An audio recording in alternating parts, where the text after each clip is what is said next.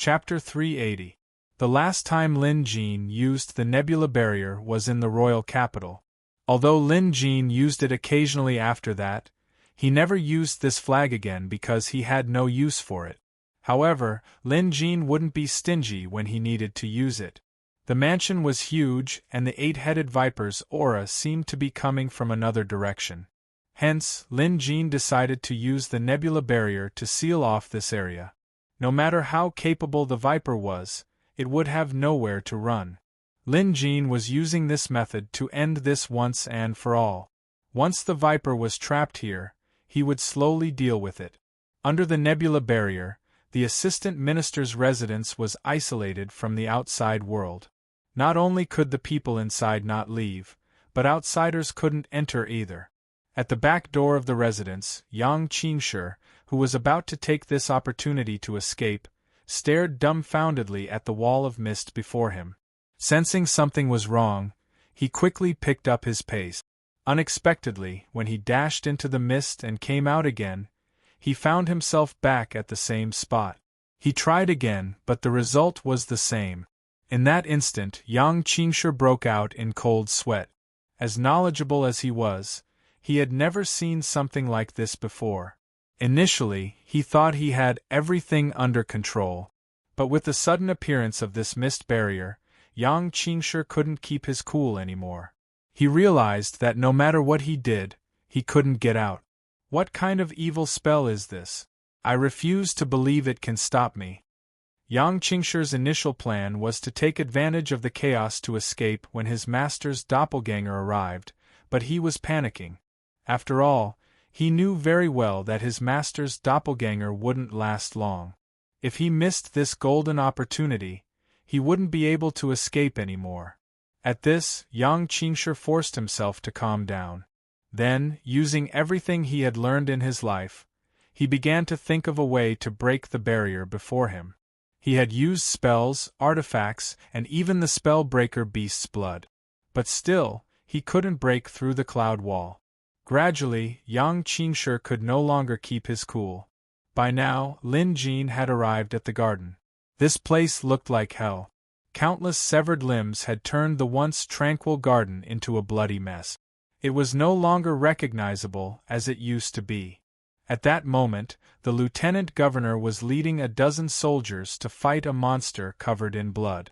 However, it was obvious that it was a one-sided massacre. Only the left overseer could block one or two attacks, while the others couldn't even withstand a single attack. The lieutenant governor's pet beast was severely injured, but the golden lion was still as brave as ever. Even though it knew it would die in battle, it wouldn't back down. But now that Lin Jin was here, it wouldn't have to die. The monster swung its tail, which was like a steel whip, and sent the lion flying. The lion coughed up a mouthful of blood, and as soon as it landed, the monster chased after it, preparing to use its sharp claws to tear the lion's throat. In the nick of time, Lin Jin flicked his finger and shot out a needle. Strangely enough, this blood monster was unafraid of any kind of attack. Be it arrows or saber slashes, this monster didn't even dodge or look at them. It was as if it had an immortal body. But this time, Lin Jin's tiny needle struck fear into the blood monster's heart. It immediately retracted its hand and dodged. And with that, the golden lion managed to survive. The needle pierced into a rock nearby and completely sank into it. The rock was instantly covered in cracks that resembled a spider web. If Lin Jin were to touch it again, it would probably shatter into pieces. As Lin Jin landed, his nose and mouth were filled with the stench of blood. Based on the situation here, at least 100 people had died in the hands of this blood monster. Appraiser Lin, be careful of this blood monster, the lieutenant governor reminded. The lieutenant governor reminded Lin Jin. Lin Jin nodded but didn't attack immediately. Instead, he looked at the injured soldier's pet beast. Besides the golden lion, there were more than a dozen injured pet beasts. Some of them were so badly injured that their stomachs were split open. Lin Jin knew that he was involved in today's incident. If it weren't for him, these brave soldiers wouldn't have gotten involved. Hence, he felt apologetic, but more than that, he was furious. With a flick of his sleeve, Lin Jin unleashed his coiled wire needle to its fullest extent. The pet beasts with lighter injuries were immediately able to stand up, while those with heavier injuries were quickly mended with the coiled wire needle. At the same time, Lin Jin took out a bottle of pills and fed them to the injured pet beast. The situation was under control in an instant. Other than those who were already dead and Lin Jin couldn't bring them back to life, Lin Jin would do his best to treat the rest, no matter how badly injured they were. This alone was enough to stun everyone. Anyone with a little common sense would know that most beast appraisers weren't capable of this. The blood monster didn't continue attacking. For one, it was still wary of Lin Jin. For two, it was curious as to how this young beast appraiser had such skills. No matter where he was, even if he was in a premium country, he would still be considered one of the best. As the saying went, the expert knew the ropes. The blood monster was definitely an expert in this field. Hence, it kept nodding at Lin Jin with admiration in its eyes. Great needle technique, great technique. The Crimson Man actually praised him. Meanwhile, Lin Jin quickly treated the injured pet beast. As for the injured soldiers, Lin Jin could only give them a simple treatment. Even so, the soldiers were grateful and excited to see Lin Jin. Especially since Lin Jin had saved their pet beast. This was a huge favor. Soldiers were iron-blooded, but they were also gentle. This was especially true for companions like pet beasts that had always been by their side. They treated them like family. They thought the injured pet beasts wouldn't be able to survive, so the despair and sorrow they felt was indescribable. But at the end of the tunnel, Lin Jin came and treated them all. Even the ones who were the most severely injured didn't give up. With this, he won over the soldiers' hearts. "Thank you, Appraiser Lin." One of the soldiers couldn't help but kowtow. Lin Jin helped him up and had them leave with the lieutenant governor. "We are willing to fight alongside Appraiser Lin and face death with equanimity." None of the soldiers wanted to leave as they shouted with glaring eyes. Lin Jin's expression darkened as he turned to the lieutenant governor. The latter understood what Lin Jin meant. They had fought this blood monster earlier, and it wasn't an exaggeration to say that they were no match for it.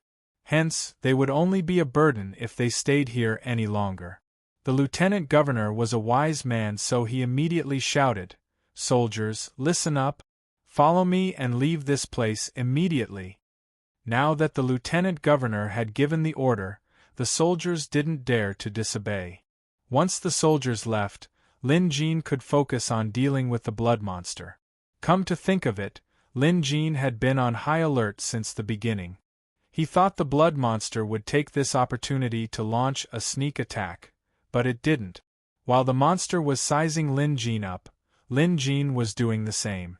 Unlike the others, Lin Jin was able to observe the monster closely. He could tell that this blood monster was just a clone of a master spellcaster.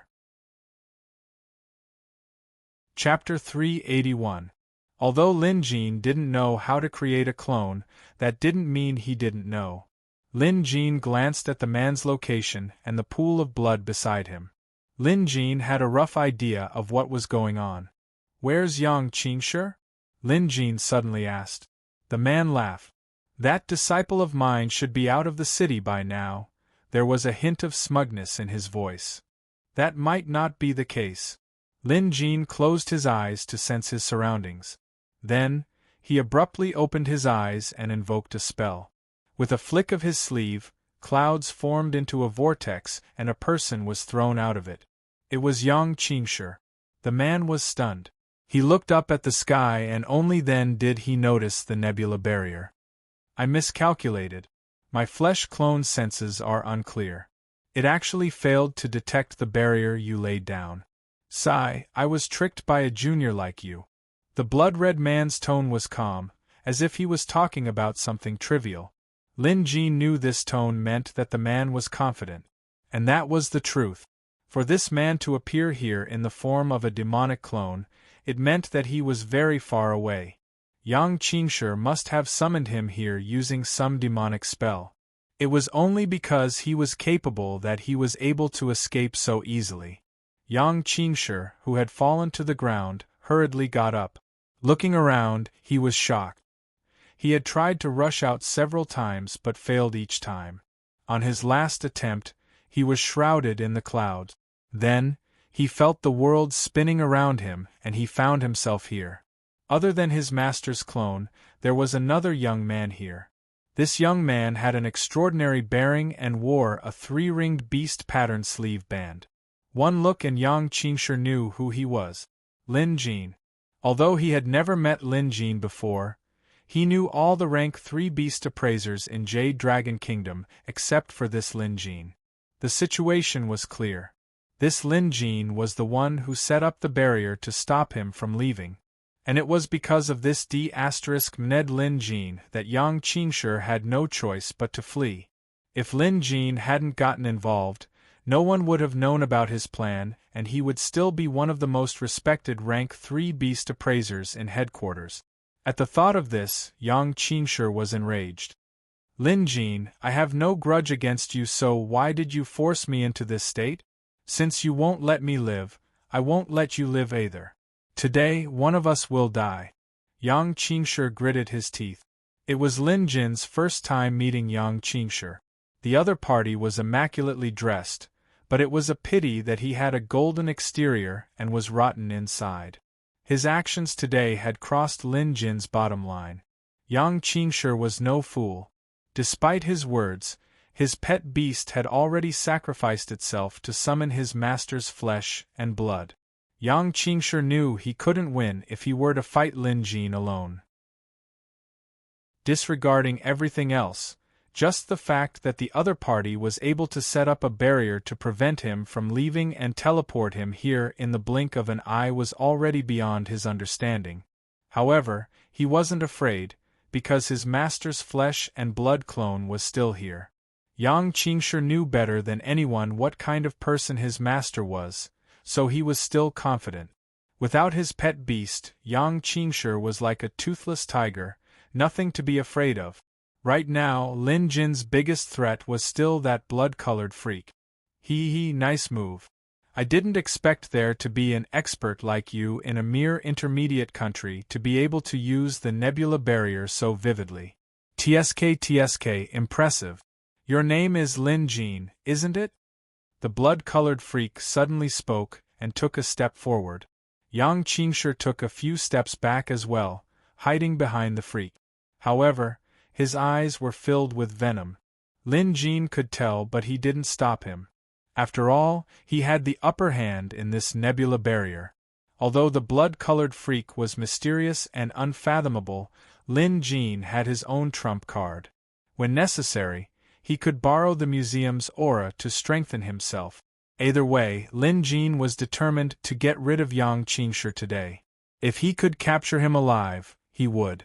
If not, he would just kill him. Master, this is Lin Jin. He ruined my plans and forced me to stop. If it weren't for him, the 8-headed viper would have hatched in a few days, Yang Qingshi suddenly said. The blood-colored freak nodded with a smile. I know. He didn't seem to mind at all. Then, he turned to Lin Jin, his eerie facial features still carrying an inexplicable smile. Lin Jin, I've never heard of such a person before. But that's all right. It's fate that we met today. Lin Jin, I've never heard of such a person before. But that's all right, it's fate that we met today. Let me be frank. I appreciate your talent, so if you acknowledge me as your master and work for me from now on, I can forget about what happened today. Not only will I forget about it, but I'll also impart to you supreme knowledge in the future. I can even help you ascend to immortality. Master, this.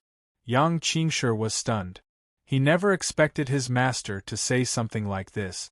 However, the blood-colored freak ignored Yang Qingshi and continued to stare at Lin Jin with his eerie eyes.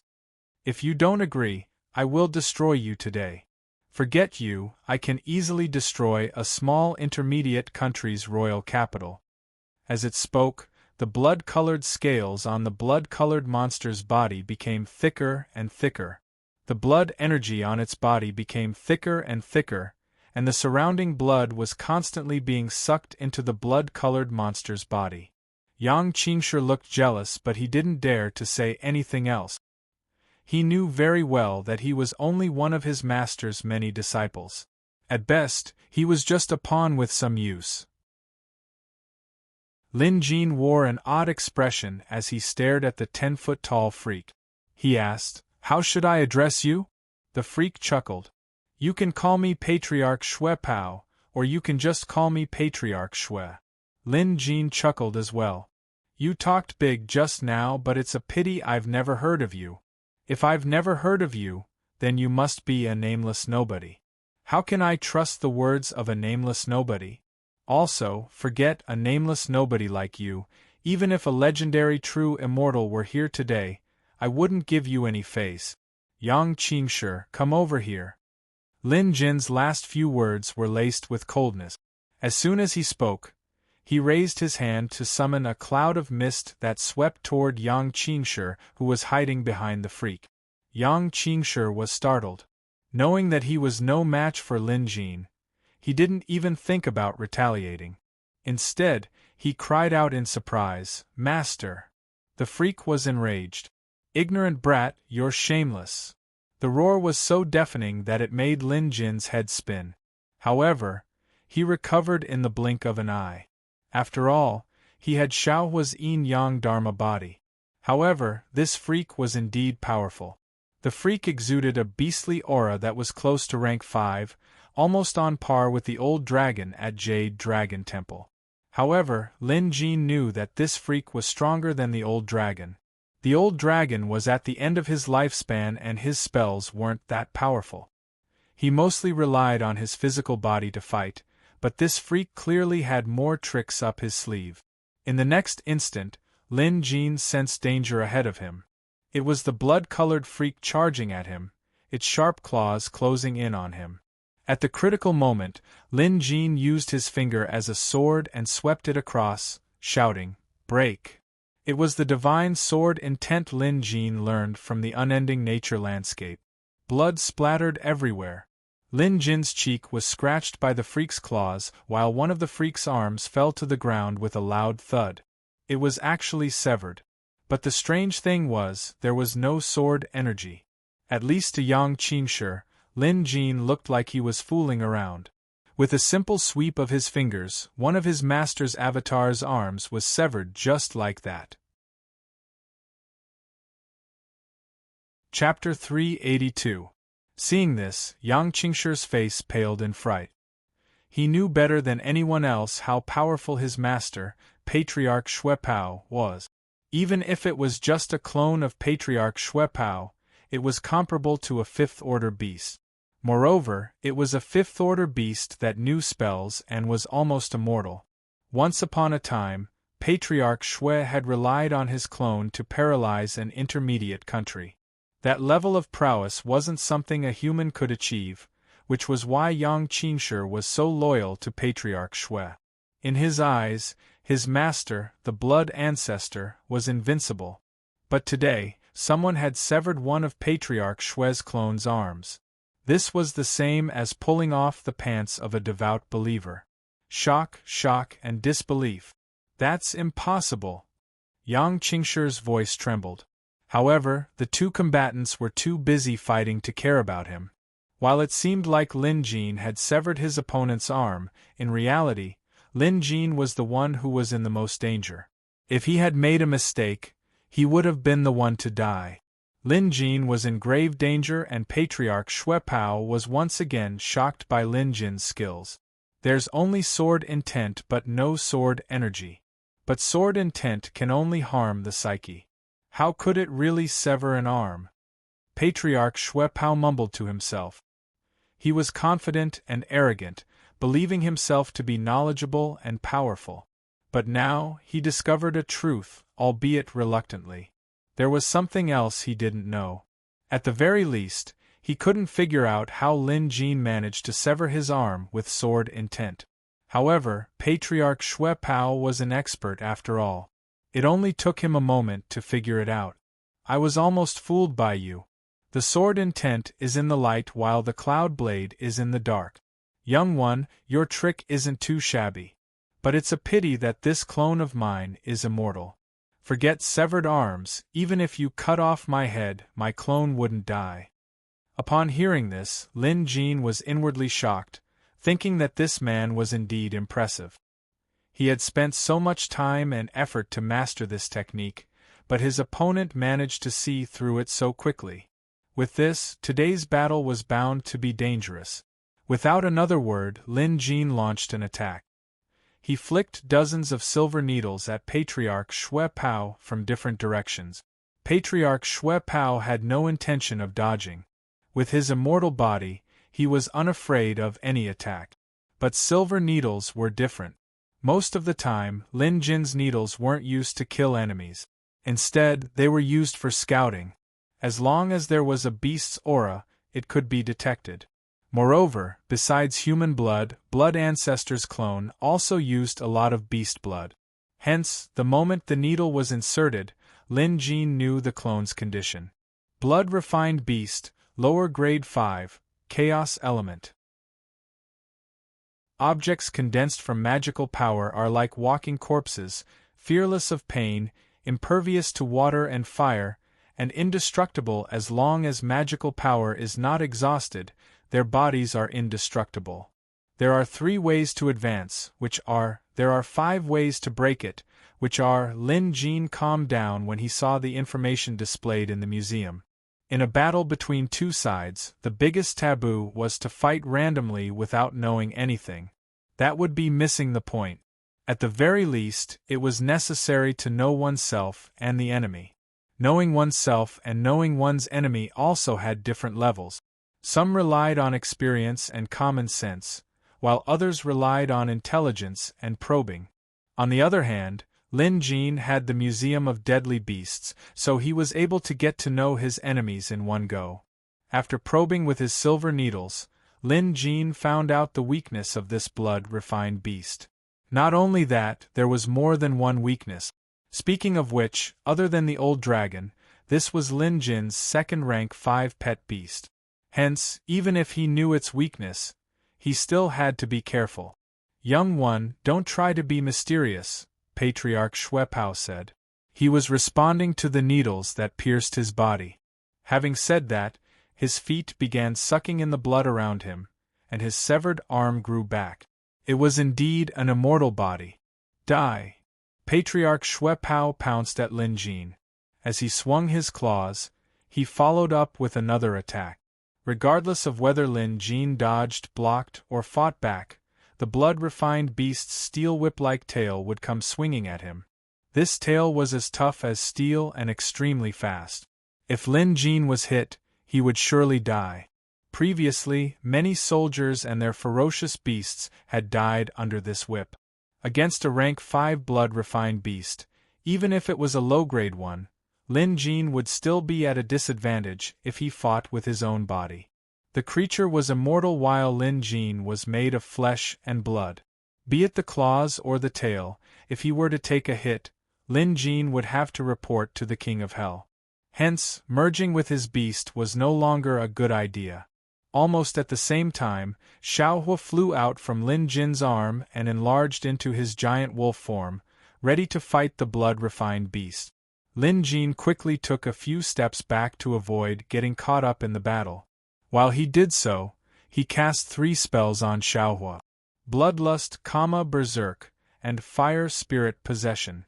They were all enhancement spells for pet beasts. Lin Jin's ability to cast 3 at the same time was remarkable. After all, regular cultivators or beast appraisers wouldn't be able to do something like this. Even if they could, their spirit energy levels were far from sufficient. Lin Jin was different. Ever since he started cultivating, his spirit energy level had already exceeded 100 stones, and it was still increasing. Now it was close to 200 stones. Hence, it was enough for him to cast spells continuously. Roar! Waves of energy exploded from Xiaohua's body. Under the Dharma body and fire spirit possession, Xiaohua looked like a giant flaming wolf. With one howl, the surrounding buildings spontaneously combusted and collapsed. Upper rank 4. Patriarch Xuepao's eyes widened. But so what? A rank 4 is just a rank 4. Possessing rank 5 strength, Patriarch Xuepao's blood-refined beast launched a frenzied attack.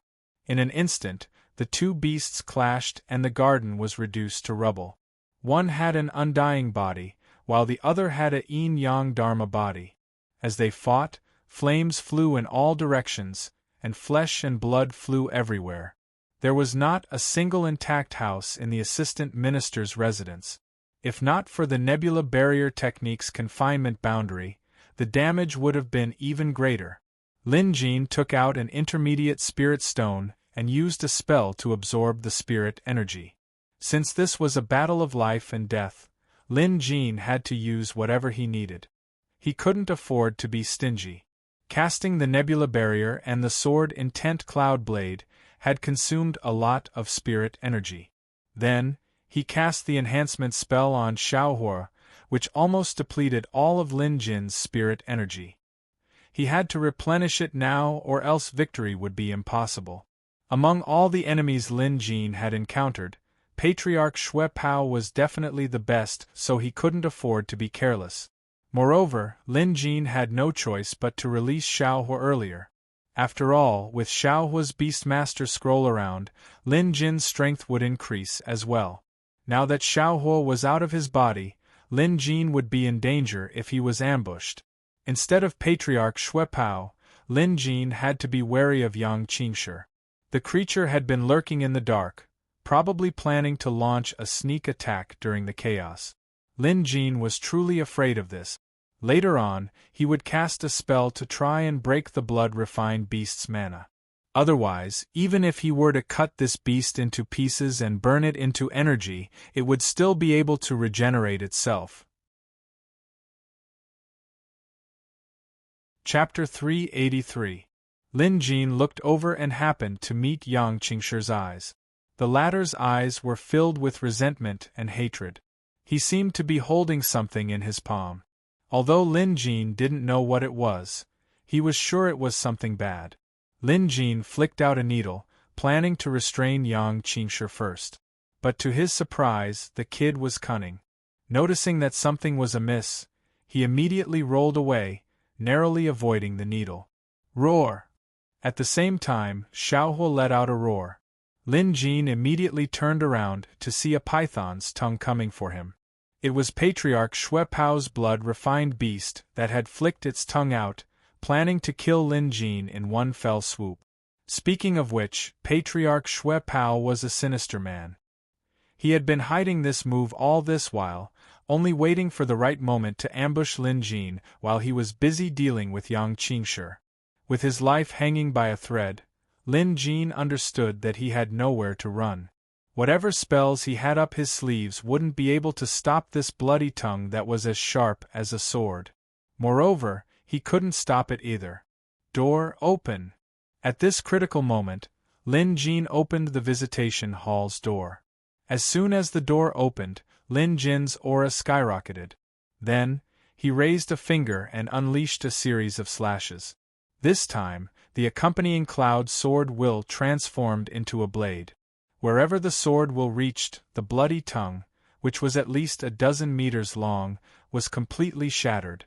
It was as if it had been chopped into more than 20 pieces on a meat chopping board. Not only that, under the sword intent, the bloody tongue was severed and half of the blood-refined beast's face was sliced off. This misty sword intent was Lin Jin's strongest attack so far. If he hadn't borrowed the museum's aura, Lin Jin wouldn't have been able to perform it even if he had 300 stones of spirit energy. Patriarch Xuepao, who was initially nonchalant and confident, finally paled. His half-bloodied face was filled with shock. While his opponent was distracted, how could Lin Jin let go of this once-in-a-lifetime opportunity? Enduring the dizziness and depletion of spirit energy, Lin Jin bit the tip of his tongue, activated spell negation, and spat. In an instant, blood imbued with spell negation power sprayed across the blood-refined beast's face. The blood on Lin Jin's tongue was like hot water splashed on snow. In an instant, half of the blood-refined beast's body melted. Lin Jin was aiming for the blood-refined beast's weakness. According to the Museum of Deadly Beasts, Lin Jin only needed to break the opponent's mana. However, if he simply used spell negation, it might not be effective. That was why Lin Jin thought of using blood as a catalyst. Didn't the other party also use blood as a catalyst to form the blood-refined beast? It was the same routine, the same method. Lin Jin had to react appropriately to catch his opponent off guard. The blood-refined beast had an immortal body because Patriarch Shui Pao's spiritual power was endless. As long as the spiritual power was endless, it could be reborn infinitely. However, as long as the magic power was destroyed, the blood-refined beast would collapse on its own. Xiaohua also took the opportunity to spit out a ball of flames, burning the blood-refined beast. Because its transcendence energy was broken, the blood-refined beast gradually melted under the intense flames. "Junior, do you really want to become enemies with me?" Patriarch Shui Pao's indignant voice came from the flames. Lin Jin didn't respond. "Let my disciple, Yang Qingshi, go. Otherwise, you and I will fight to the death. Junior, you have to think this through." His words came to an abrupt halt. Because the blood-refined beast had been completely incinerated. Under the raging flames, its flesh and blood were reduced to ashes. Although the man didn't finish his sentence, the warning in his words was obvious. Fight to the death sounded frightening, especially since Patriarch Shui Pao was no ordinary person. A mere blood-refined beast was enough to force Lin Jin into such a dangerous situation. Hence, the threat he posed was quite significant. However, Lin Jin had already made up his mind. Today, even if the legendary De Luo Jin showed up, he wouldn't show any respect. If he offended him, so be it. If he had to fight to the death, Lin Jin could only wait and see. Moreover, Lin Jin wasn't an innocent little girl from a small mountain village. He wouldn't go with you just because you offered some benefit. This Patriarch Shui Pao was a treacherous man. Who knew if he was just stalling for time? Even if he was lying, what could you do? Hence, it was safer to go at his own pace. Lin Jin was confident in himself. With the Museum of Deadly Beasts, his potential was practically limitless. Moreover, he was able to defeat Patriarch Shui Pao's blood-refined beast clone alone. If the man really came looking for trouble next time, Shonger, Little Five, Goldie, and White Ape would all attack him together. If a one-on-one fight didn't work, they would fight as a group. Show yourself. After dealing with the blood-refined beast, Lin Jin temporarily got rid of his biggest problem. Now it was time to deal with Yang Qingshi. Although Yang Qingshi had hidden himself, no matter where he hid in the nebula barrier, he couldn't escape Lin Jin's detection. Just like taking off his clothes, there was no use trying to hide. The flames hadn't died out yet. Some were still burning.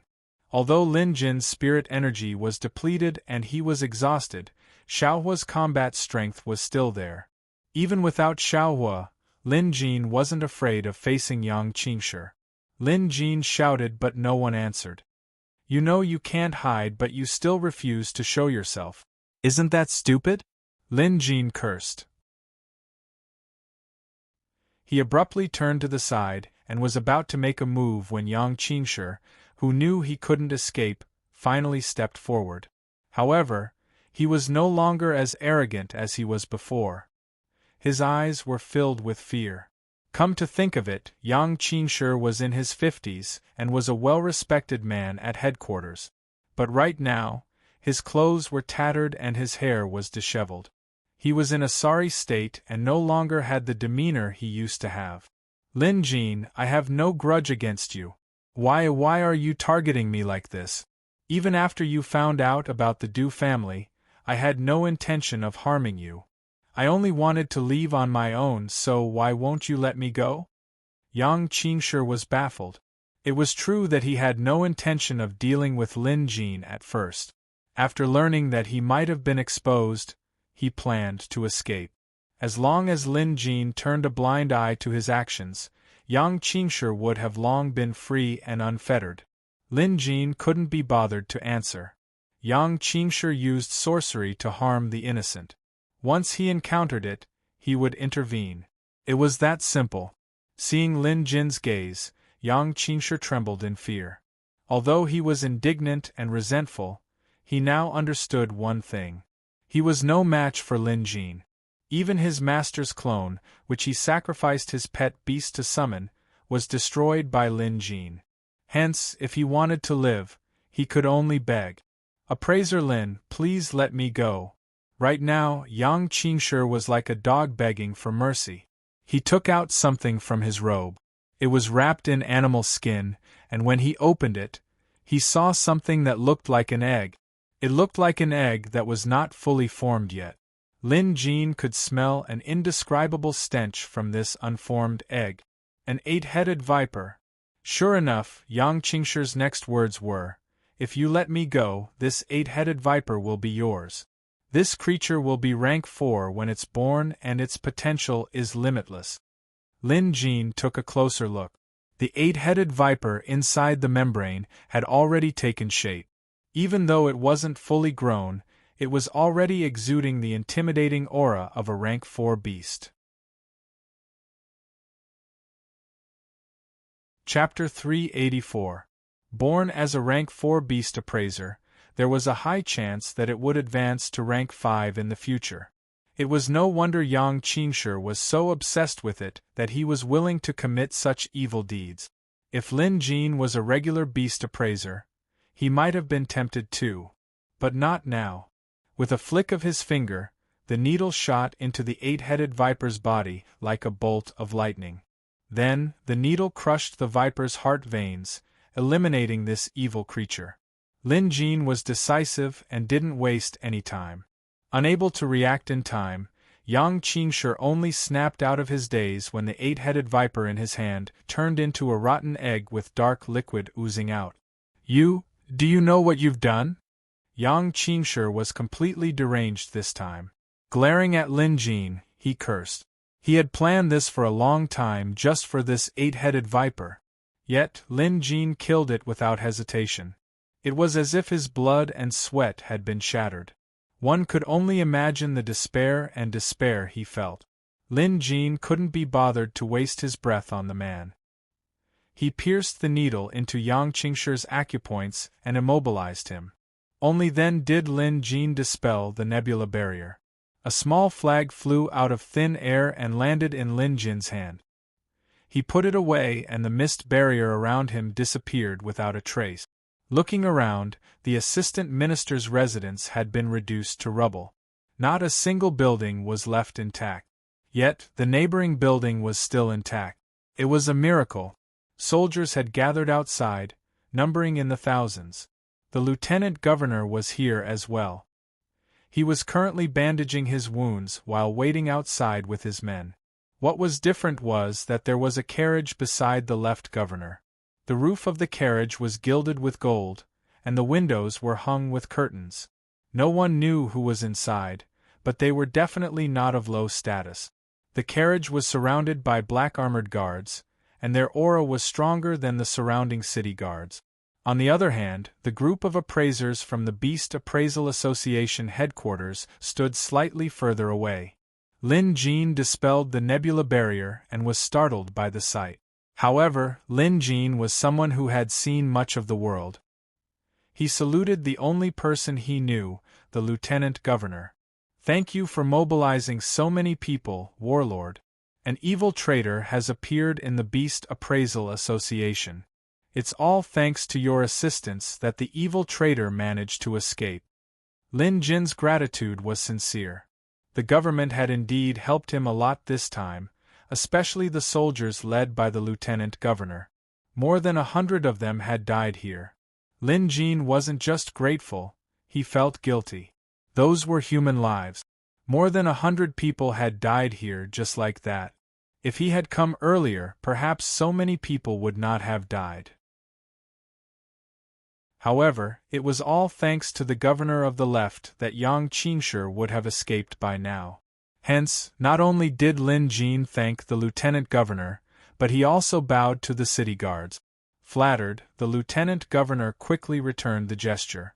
Then, as if remembering something, he said, "Appraiser Lin, please come over for a chat." Lin Jin smiled. The lieutenant governor was a soldier, and soldiers were straightforward by nature. Asking them to put on airs and play tricks would only make things difficult for them.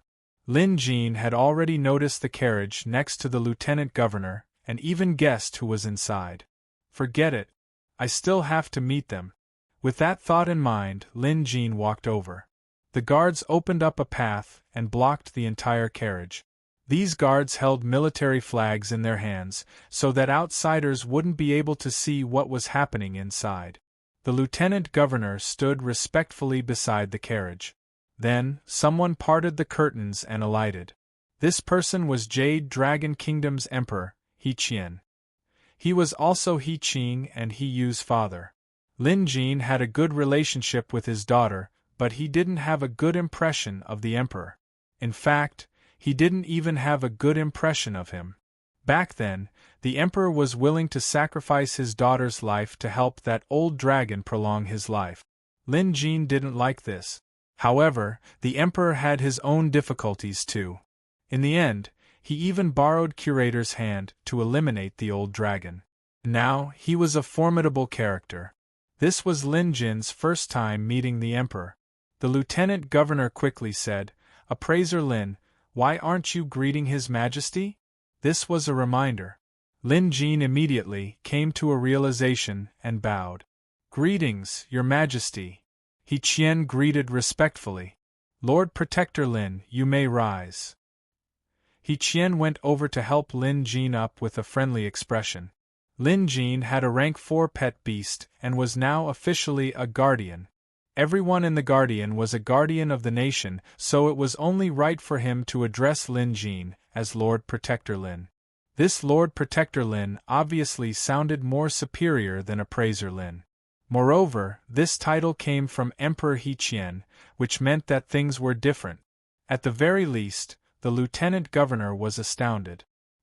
He knew that His Majesty was rarely this close to another guardian, and it was even less likely for him to help Lin Jin up.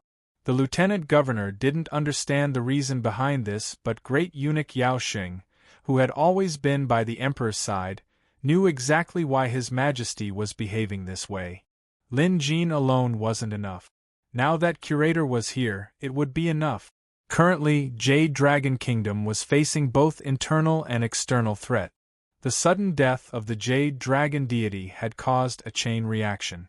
Simply put, Jade Dragon Kingdom's borders weren't peaceful right now. There were many countries in Zhongzhou, and some smaller countries were slowly rising. Some of them had set their eyes on Jade Dragon Kingdom, looking like they were going to replace it. Some were even colluding with the country's officials. The situation was dire. However, to He Qian, preserving the country's current status wasn't his main goal. He still wanted to return Jade Dragon Kingdom to the ranks of premium countries one day. In He Qian's words, this was the only way to be worthy of our ancestors. To become a premium country, there must be a rank 5 pet beast guarding it. This was a strict requirement, but it wasn't that easy to evolve a rank 5 pet beast. All this while, He Qian had been trying his best to hire a rank 4 beast appraiser from a premium country, because only a rank 4 beast appraiser could help a pet beast evolve to rank 5. However, a rank 4 beast appraiser held high enough status that they could look down on an intermediate country's emperor. He Qian had been trying to hire a rank 4 beast appraiser for many years, but to no avail. Yet, He Qian didn't dare to lose his temper. Now, there was an opportunity, and that was Curator. He Qian was certain that Curator's abilities were at the level of a rank 4 beast appraiser or even higher. That was why he granted Lin Jin a special promotion, and why they were meeting in the middle of the night. He was being so courteous. He only wanted one thing, and that was to befriend Curator. Of course, after getting to know Lin Jin better, He Qian realized that even appraiser Lin was capable. It seemed like he had made the right decision to make an exception for headquarters to promote Lin Jin back then. After chatting for a while, He Qian learned about tonight's situation. He had been feeling relaxed at first, but when he heard Lin Jin mention Patriarch Shui Pao, his expression changed drastically. Chapter 385. From the Emperor's expression, Lin Jin could tell that he had heard of Patriarch Shui Pao's name. But why hadn't he heard of him? Lin Jin was quite knowledgeable, especially since the visitation hall had gathered people from different continents. Lin Jin even knew about the villainous expert. Initially, he assumed that Patriarch Shui Pao was also a villainous expert due to his sly ways. But as far as Lin Jin knew, Patriarch Shui Pao's name wasn't on the villainous experts list. But since Jade Dragon Emperor knew about it, Lin Jin could use this opportunity to find out more. As the saying goes, know yourself and know your enemy. It was obvious that Patriarch Shui Pao was not going to let him off. Now that they were going to be enemies, he had to get to know them better. Your Majesty, have you heard of Patriarch Shui Pao? Lin Jin asked. He Qian forced himself to come back to his senses, but his expression was surprisingly serious. He glanced at Lin Jin as if contemplating something before finally coming to a decision. Appraiser Lin, would you be willing to accompany me on a night tour of the royal city? He Qian suddenly said. Lin Jin knew the man must have something to say. Although the man was giving him a lot of face, Lin Jin wasn't afraid. If he could handle it, he could handle it. He nodded. Come, let's get on the carriage. He Qian extended an invitation, but the expressions of the lieutenant governor and head eunuch Yao Xing changed drastically. This time, even Yao Xing could not remain calm. His Majesty wanted to share a carriage with Lin Jin? How could he allow this? Based on the rules, this was definitely inappropriate. Even if Lin Jin was the nation's protector, he was still a subject. A subject was beneath a ruler. This was a sign of disharmony between superiors and subordinates. But Yao Xing didn't dare to persuade him. He couldn't persuade her either. If he could think of this, how could His Majesty not think of it? To Yao Xing, His Majesty was the wisest man in Jade Dragon Kingdom. Despite being oppressed by the Jade Dragon deity, His Majesty was still able to carry the burden. In the end, His Majesty managed to get rid of the Jade Dragon deity's control through the hands of others and even stabilize the royal court. This was a rare feat in the world. How could such a king not know the difference in status? Therefore, Yao Xing could not persuade him. He knew that there must be a reason for His Majesty's actions. The lieutenant governor did not think that much. Of course, he knew that His Majesty definitely had his own plans, but he was more surprised and envious. After all, it was a great honor to be able to travel together with His Majesty. Lin Jin was aware of this, but he wasn't too concerned about it. He was confident in himself. He looked back and said, Your Majesty, please give me a moment. He Qian nodded in agreement. The soldiers opened up a path for Lin Jin to approach Tan Sun and the other beast appraisers. The latter couldn't see what was going on at first, but now that the soldiers had opened up a path for him, he could clearly see what was going on inside. This scene also proved that Lin Jin had a close relationship with His Majesty. It was no wonder His Majesty could issue an imperial edict and make an exception for Lin Jin's promotion. Of course, after tonight's incident, most appraisers at headquarters knew that Lin Jin was indeed capable. Lin Jin came over to greet Tan Sun and the others before briefly explaining the situation. As for Patriarch Shui Pao, Lin Jin kept it to himself. He could ask appraiser Tan Sun about it in private. Meanwhile, Lin Jin didn't hide Yang Qingshi's crime. Yang Qingshi was immobilized by the needles, and beside him was the placenta of the eight-headed viper. This was the evidence. Lin Jin believed that Yang Qingshi wasn't a stubborn person. It wouldn't be difficult to pry his mouth open with some trick. After explaining everything, Lin Jin went over to He Qian and they both entered the carriage. Among the crowd of appraisers, some were surprised, some were jealous, and some were happy and excited. Ouyang Tong was one of them. He had tagged along so he had no idea what happened. All he knew was that appraiser Lin was truly capable. Now, he had boarded His Majesty's carriage for real. One had to know that even princes and princesses, or even the most important ministers, might not have such an honor. "We're rich." Ouyang Tong was elated. He felt that the best thing he did was to cooperate with appraiser Lin. Now that he had found himself a powerful backer, he would never be able to let go of him. Yang Qingshi would naturally be detained for interrogation. Lin Jin didn't have to worry about that anymore. Moreover, with the needles, Yang Qingshi couldn't play any tricks even if he wanted to. Lin Jin was currently chatting with He Qian inside the carriage. The emperor's carriage was huge. Inside, it was like a small house with a futon, a short table, and a sandalwood tea set. The horses that pulled the carriage were strong and sturdy. The carriage moved steadily and there were guards accompanying it. Being an emperor was truly a comfortable thing to do. However, humans were strange creatures. No matter how good things like power and delicacies were, if one had them every day, one would get bored after a long time. However, it was hard to get used to pressure. It would only numb people until they couldn't handle it anymore. From this point of view, being an emperor wasn't as wonderful as it seemed. Hence, there were far more incapable emperors than wise ones in this world. Lin Jin expressed his sentiments as he came up with a plan. However, he kept his thoughts to himself. He continued talking to He Qian about Patriarch Xuepao. As expected of an emperor, He Qian knew a lot.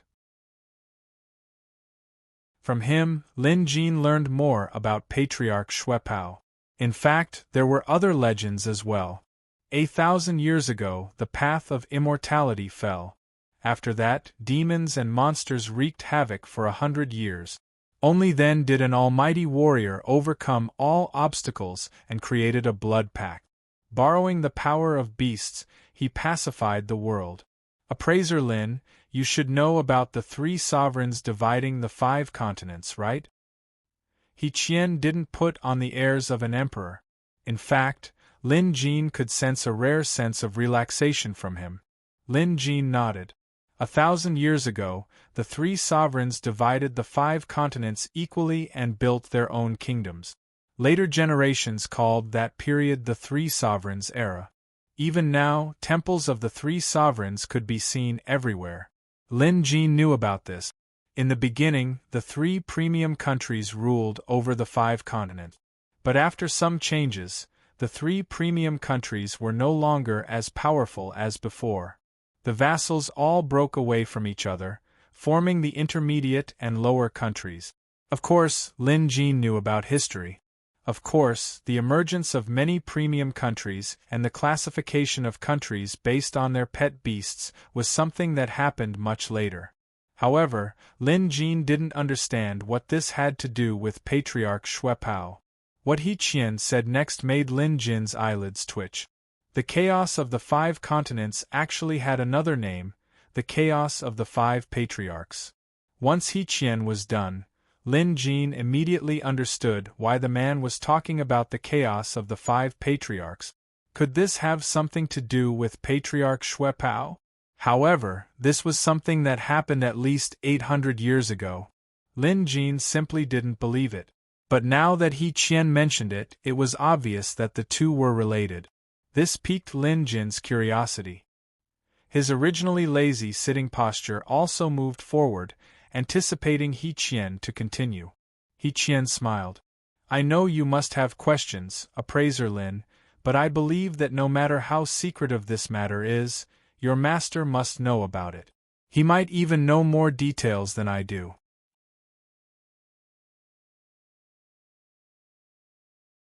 Chapter 386. Stunned, Lin Jin mused, as expected of an emperor. To think that he could change the topic in such a situation and change the topic to what the other party wanted to talk about. Impressive. truly impressive. However, Lin Jin had the most say in this matter. He wanted to tell He Qian that his master didn't know either because his master was himself. Of course, Lin Jin couldn't possibly say that. So Lin Jin smiled. My master has been wandering the world and his whereabouts are unknown. It's not easy to meet him. I hope your majesty can clear my doubts. He Qian nodded and continued.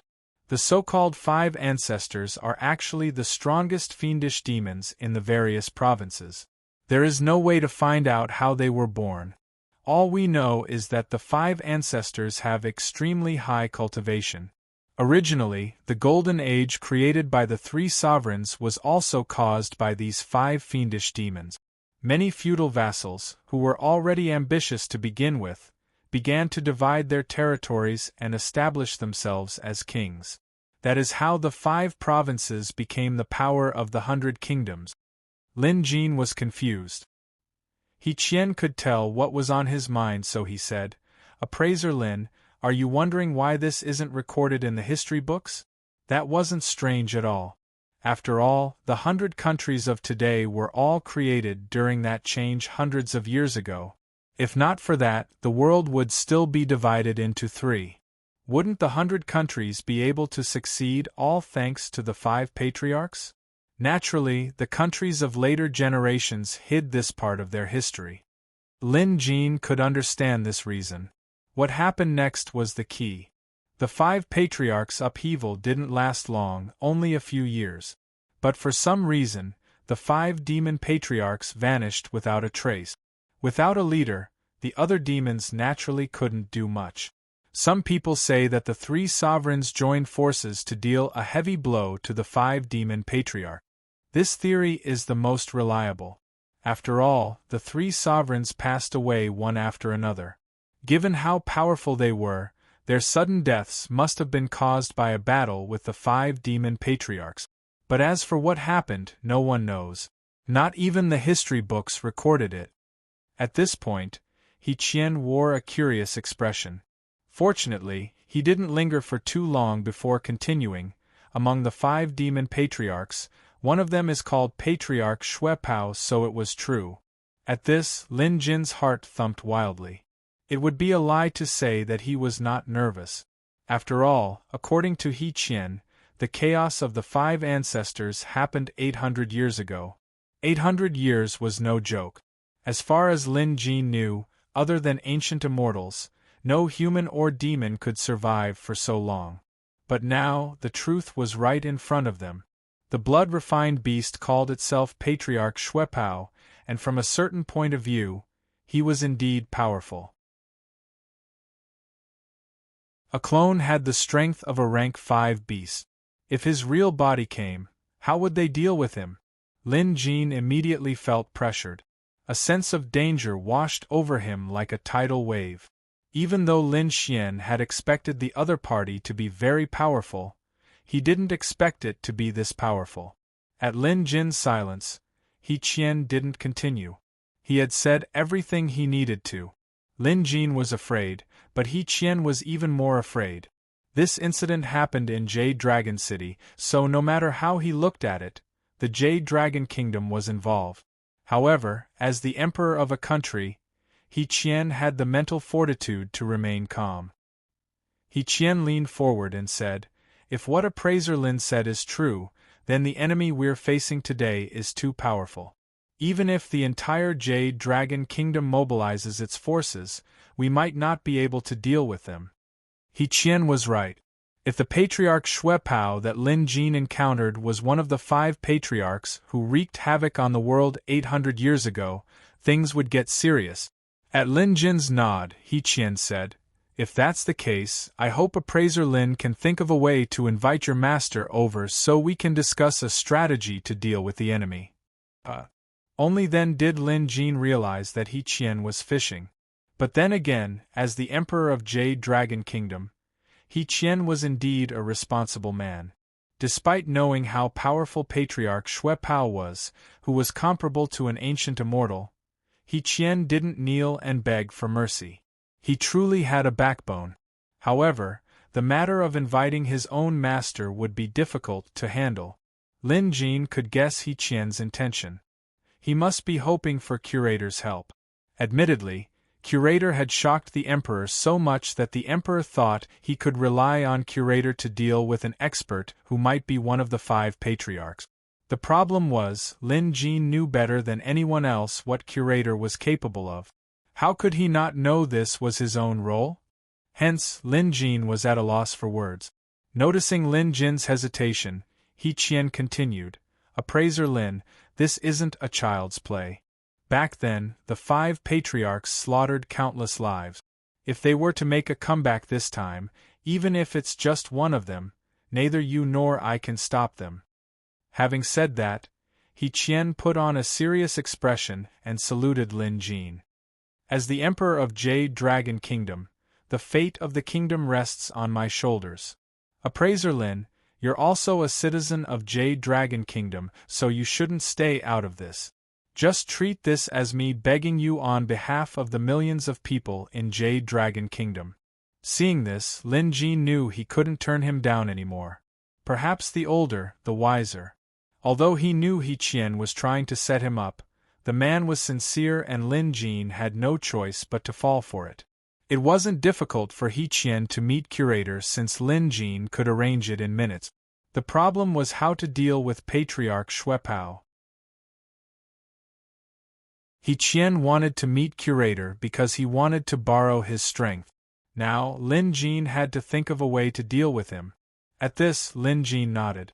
"Your Majesty, I will do my best to facilitate this. However, I might need a few days to contact them." Upon hearing Lin Jin's agreement, He Qian was overjoyed. "Of course. Why don't we make it half a month? I will also inform Continent Central and our neighboring countries, so that we can deal with the crisis together." Having said that, He Qian took out a wooden box and handed it over.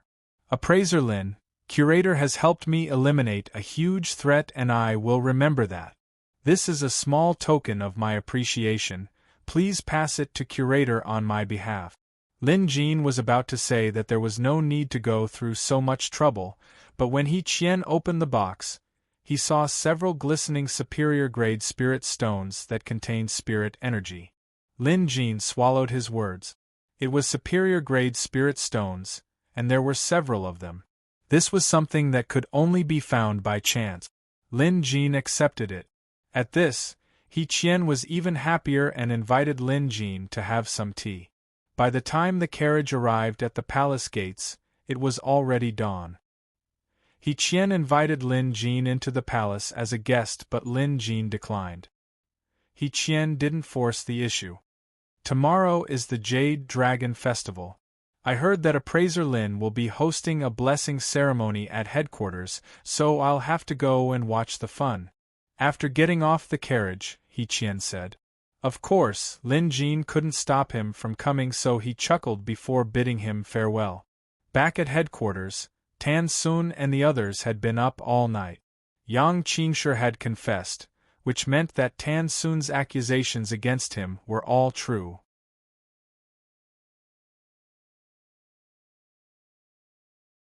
Chapter 387. For colluding with demonic appraisers and harming the innocent, the association's punishment was to remove Yang Qingshi's name from the association and hand him over to the authorities for punishment. If everything went according to plan, Yang Qingshi's fate would be death. Appraiser Lin. When Lin Jin arrived, unlike before, many people took the initiative to greet him. Their attitude was completely different from the day before. Even those who were unconvinced of Lin Jin's strength greeted him with a smile. However, behind his back, there were still those who said that Lin Jin didn't live up to his title as a rank 3 beast appraiser, that he was promoted because of His Majesty's favor, and that his strength was at most rank 2. Lin Jin didn't know any of this. Even if he did, he wouldn't care. Tomorrow was the Jade Dragon Festival. He would prove his strength and shut up all those who doubted his qualifications as a rank 3 beast appraiser. But before that, Lin Jin had to pay Yang Qingshi a visit. At the city's prison, Yang Qingshi's limbs were shackled by specially made chains, and his entire body was pinned to a rack. He couldn't even move his head. This was also to prevent him from escaping. Other than the chains, there were also a lot of guards around him. When Lin Jin arrived, the guards clearly recognized him and had received orders from their superiors. They didn't stop Lin Jin at all, allowing him to pass through unimpeded.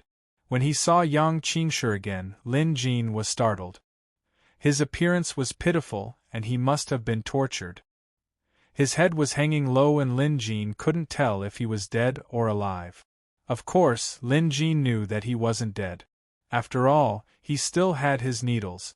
With that thought in mind, Lin Jin pierced the needles into Yang Qingshi's acupoints. As if he had been electrocuted, Yang Qingshi jerked his head up. His eyes were wide open and his mouth was agape. He was drenched in cold sweat like a fish left to dry on the shore. He was indeed pitiful, but he didn't deserve any sympathy.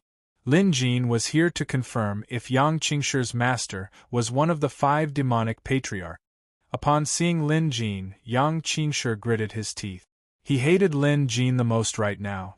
Lin Jin, it's not too late for them to let me go. My master is Patriarch Xue Pao. If he makes a move, the entire Jade Dragon Kingdom. Shut up! Lin Jin injected the needles into Yang Qingshi's body.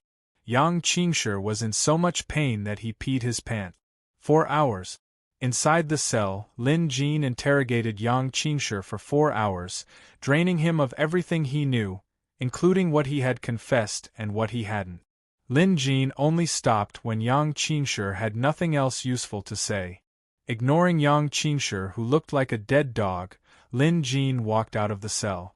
Lin Jin now knew how Yang Qingshi became Patriarch Xue Pao's disciple and how he met Patriarch Xue Pao. More than a decade ago, Yang Qingshi met an old man deep in the mountains of the grassy continent. The old man was one of Patriarch Xue Pao's incarnations. Back then, Patriarch Xue Pao displayed some of his techniques, and Yang Qingshi was immediately convinced. That was how he became the old man's disciple. Back then, Patriarch Xue Pao taught Yang Qingshi a few tricks that helped him become a rank 3 beast appraiser. In the months that followed, Yang Qingshi traveled all over the place and lured hundreds of people into the mountain. This was also what Patriarch Xue Pao had instructed him to do. Yang Qingshi didn't know what happened to the victims, but he guessed that they were all dead. After that, Patriarch Xue Pao sent Yang Qingshi out of the mountain, instructing him to bring 10 people into the mountain every year. He even gave Yang Qingshi a drop of ancestral blood, and instructed him to summon a blood-refined beast according to the spell Patriarch Xue Pao taught Yang Qingshi in case he encountered any trouble. Patriarch Xue's psyche could then attach itself to Yang Qingshi and save him from a life-threatening situation. As for Yang Qingshi and the Demonic Appraisal Association, he had long since joined the organization. However, this had nothing to do with Patriarch Xue Pao. Despite being Patriarch Xue's disciple, Yang Qingshi was actually just a pawn. Patriarch Xue Pao had been so anxious because without Yang Qingshi, no one would be able to bring back offerings every year. Although Yang Qingshi said he didn't know, Lin Jin could guess that those who were lured into the mountain had all been devoured by Patriarch Xue Pao. At this point, there was only one conclusion. It seemed like Patriarch Xue Pao was unable to move around freely.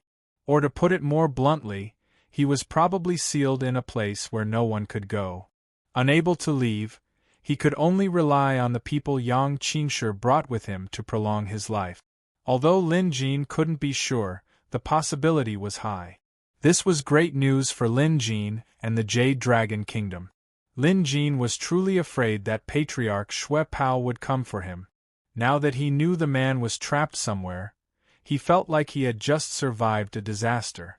Yang Qingshi didn't know much else, but he was sure of one thing. This Patriarch Xue Pao was one of the 5 demonic patriarchs. It's no wonder the demon slayer in the museum became restless when I used my sword intent. It's a pity that the blood-refined beast was just a clone and not the demon himself. Otherwise, I could have gotten another piece of demonic jade from the demon slayer. Lin Jin mumbled to himself. Although Lin Jin didn't have to worry about Patriarch Xue Pao suddenly coming for him and could even do whatever he wanted for the time being, who knew if the man would suddenly break free one day? Hence, he had to plan ahead. Lin Jin had been a little complacent before, but now, it seemed like he shouldn't. Although Xiaohuo was in his Dharma body form, he was still only rank 4. Lin Jin only managed to win this time because he used everything he had. Even so, he was still surrounded by danger. If he wanted to live a carefree life in the future, he had to work hard to improve his strength. For the rest of the day, Lin Jin didn't go anywhere else. He rested in the house arranged by headquarters and thought about ways to improve his strength. As for tomorrow's Jade Dragon Festival blessing ceremony, Lin Jin wasn't too worried.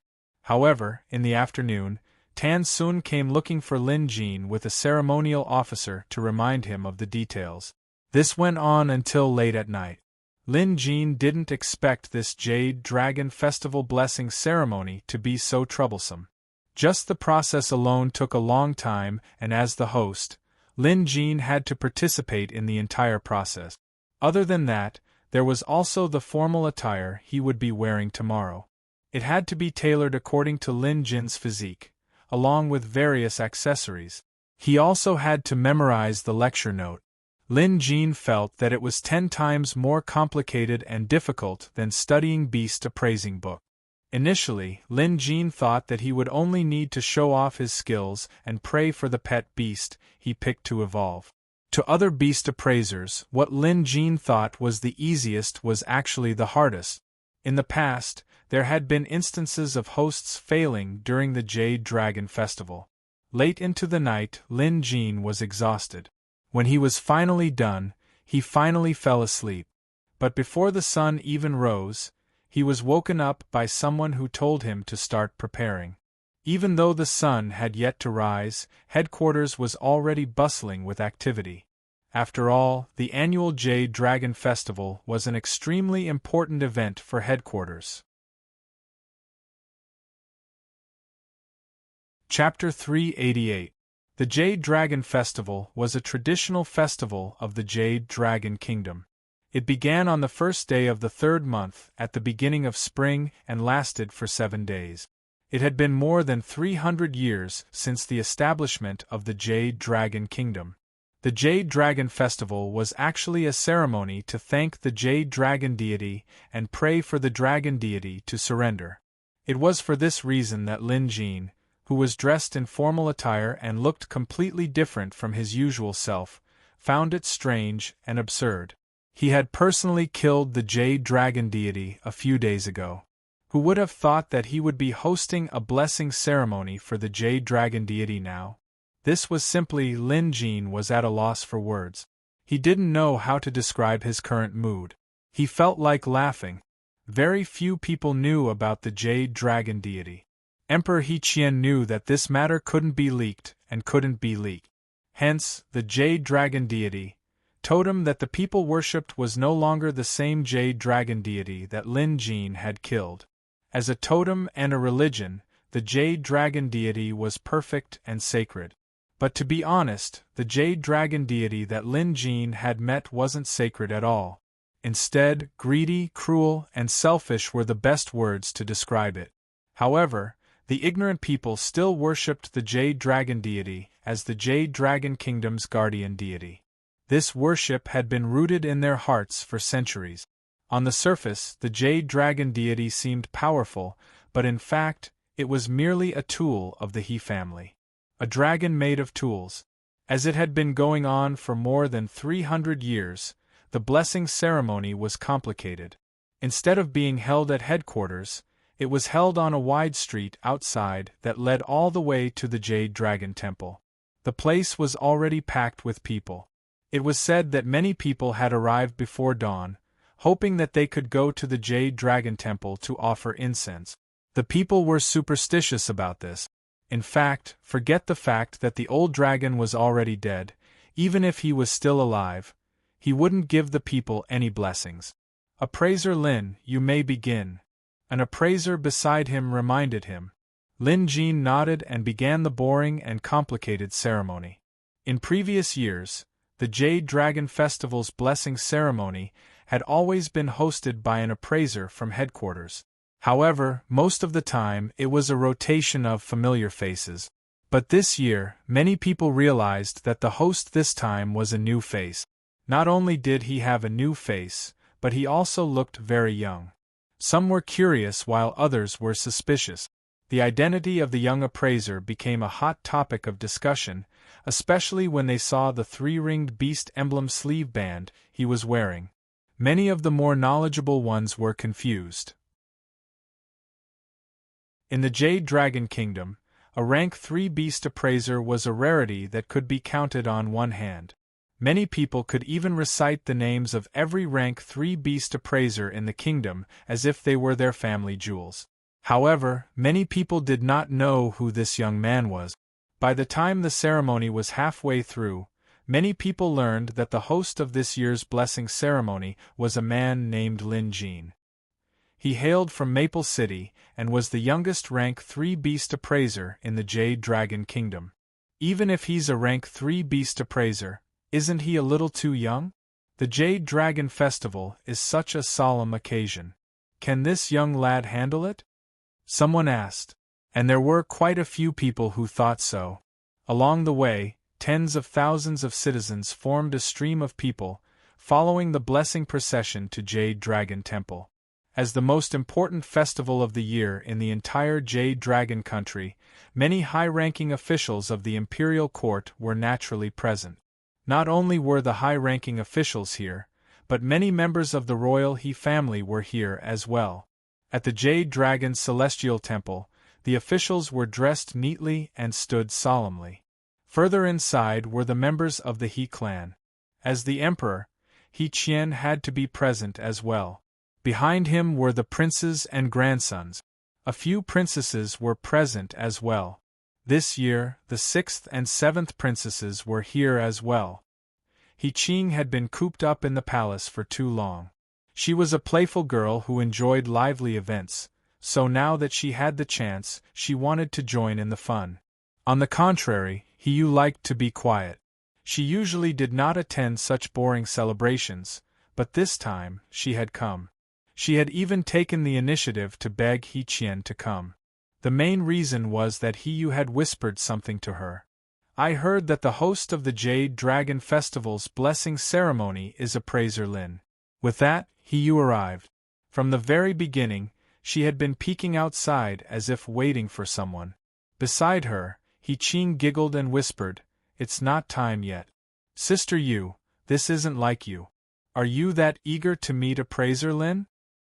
He Yu blushed at He Qing's words, but she forced a straight face and said, "Don't talk nonsense. Appraiser Lin saved me before and I've never had the chance to thank him in person.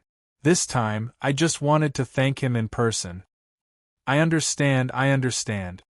He Qing gave her a knowing look. The two conversed softly. After all, this was a very solemn occasion. In previous years, the Emperor's blessing ceremony was hosted by the palace's ceremonial officials. But this year, His Majesty didn't follow the usual practice. Instead, he waited for the host of the Beast Appraisal Association headquarters to host the blessing ceremony. This had happened in the past but rarely. Of course, there were well-informed officials in the imperial court who knew that this was because of Appraiser Lin. Moreover, the incident 2 nights ago had shaken the entire royal capital. After all, thousands of city guards had been mobilized to hunt down Yang Qingshi. This order was given by the lieutenant governor, but the one who put him in charge was His Majesty. Hence, the upper echelons were already discussing and exchanging information about Lin Jin. All in all, Lin Jin was extremely capable and His Majesty valued him highly. However, most people still had reservations about his capabilities. Still, everyone knew that this Jade Dragon Festival's blessing ceremony would be a great test for Lin Jin. This was because the last segment of the celebration was to randomly select a person to promote their pet beast by drawing lot. This was a beast appraiser's most powerful technique. For rank 1 and rank 2 beast appraisers, no one could say with absolute confidence that they could promote a rank 1 pet beast to rank 2. As for rank 2 to rank 3, it was even more difficult. Rank 1 beast appraisers couldn't do it, but a rank 2 beast appraiser might be able to do it by chance. Even a rank 3 beast appraiser couldn't guarantee a 100% success rate. Fortunately, as long as one was a rank 3 beast appraiser, they would have a high chance of advancing from rank 1 to rank 2. Moreover, most of the people here owned pet beasts that were rank 1. Hence, for the past few decades, rank 1 beast appraisers had been advancing from rank 1 to rank 2. The only difference was that the pet beasts were different. Even so, to be able to randomly select a pet beast and promote it from rank 1 to rank 2 was a huge test of a beast appraiser's abilities. At the very least, a rank 2 beast appraiser wouldn't be able to do it. Hence, if Lin Jin could successfully promote a pet beast from rank 1 to rank 2, it would at least prove that he was a rank 3 beast appraiser. Chapter 389. Everyone had their own thoughts. By now, they could hear the commotion outside. They're here. Usually, unless it was a special year, the emperor, the royal family, and the official celebrations would be held separately from the people. One would be held in the inner courtyard, while the other would be held in the outer courtyard. Only during special years would the emperor celebrate the Jade Dragon Festival with the people. Speaking of which, there wasn't any special annual fee this year, but this time, Jade Dragon Emperor chose to celebrate with the people. At this moment, the emperor and his officials were gathered at the Jade Dragon Dais in the temple plaza. The Jade Dragon Dais was circular in shape and had 3 elevations. Each platform had 12 steps, and the Jade Dragon Dais was surrounded by imperial guards. Ordinary people couldn't even get close to it, much less go up. They could only catch a glimpse of the emperor's face from a certain distance away from the guards. The entire Jade Dragon Festival was carried out in an orderly manner. As the host of the ceremony, Lin Jin naturally had to wait until he reached Jade Dragon platform. Dressed in his appraiser's robe, he looked calm. The officials finally got a closer look at Lin Jin, and they gasped inwardly. This appraiser Lin was too young. But to everyone's astonishment, when Lin Jin stepped onto the stage, the Imperial Guard's pet beasts and the high-ranking officials' pet beasts all bowed down. Some of them even laid flat on the ground, not daring to move. This was something that had never happened before. In fact, some people had noticed this strange phenomenon long ago. Usually, the streets were crowded with people and pet beasts of all kinds. In previous years, there would be all sorts of pet beasts howling and chirping. But this year was different. Other than the ceremonial music, there was no other sound. All the pet beasts were quiet, as if a boorish man had suddenly become well-mannered. Some attributed it to the Jade Dragon deity's manifestation of his dragon aura, while others suggested other reasons. But anyone with some knowledge would know that this had something to do with Lin Jin. In an instant, Lin Jin's image was shrouded in a mysterious veil among the officials. Behind him, He Qing wasn't surprised at all. This was Curator's unique skill. As Curator's disciple, Appraiser Lin obviously knew how to use it. He Qing suddenly felt an inexplicable sense of pride. Beside her, He Yu stared at the solemn Lin Jin, seemingly lost in her thoughts. The next step was to recite some prayers that had been prepared in advance. Generally speaking, the symbolic meaning was greater than the actual meaning. His waist was aching, his legs were sore, and his throat was parched. It was a pity he couldn't drink water, or rather, he hadn't had a single drop of water since daybreak. In the past, he would be able to hold on for a few days without water, but now, he felt like he couldn't hold on any longer. Let's end this quickly. Lin Jin couldn't remember how many times he had thought of this. Below them were the beast appraisers of headquarters. Yu Mantang was annoyed to see Lin Jin stealing the limelight on stage, feeling jealous. It had been a year since he became a rank 3 beast appraiser, but he had never had a chance to show his face. I refuse to believe that you, Lin Jin, are a peerless genius. Let's see how you deal with the evaluation later, Yu Mantang mused. He knew it was wrong to think this way, but he still hoped that Lin Jin would suffer a huge setback later. In fact, many others shared the same thought. After all, many veteran beast appraisers had never had a chance to show their faces in public.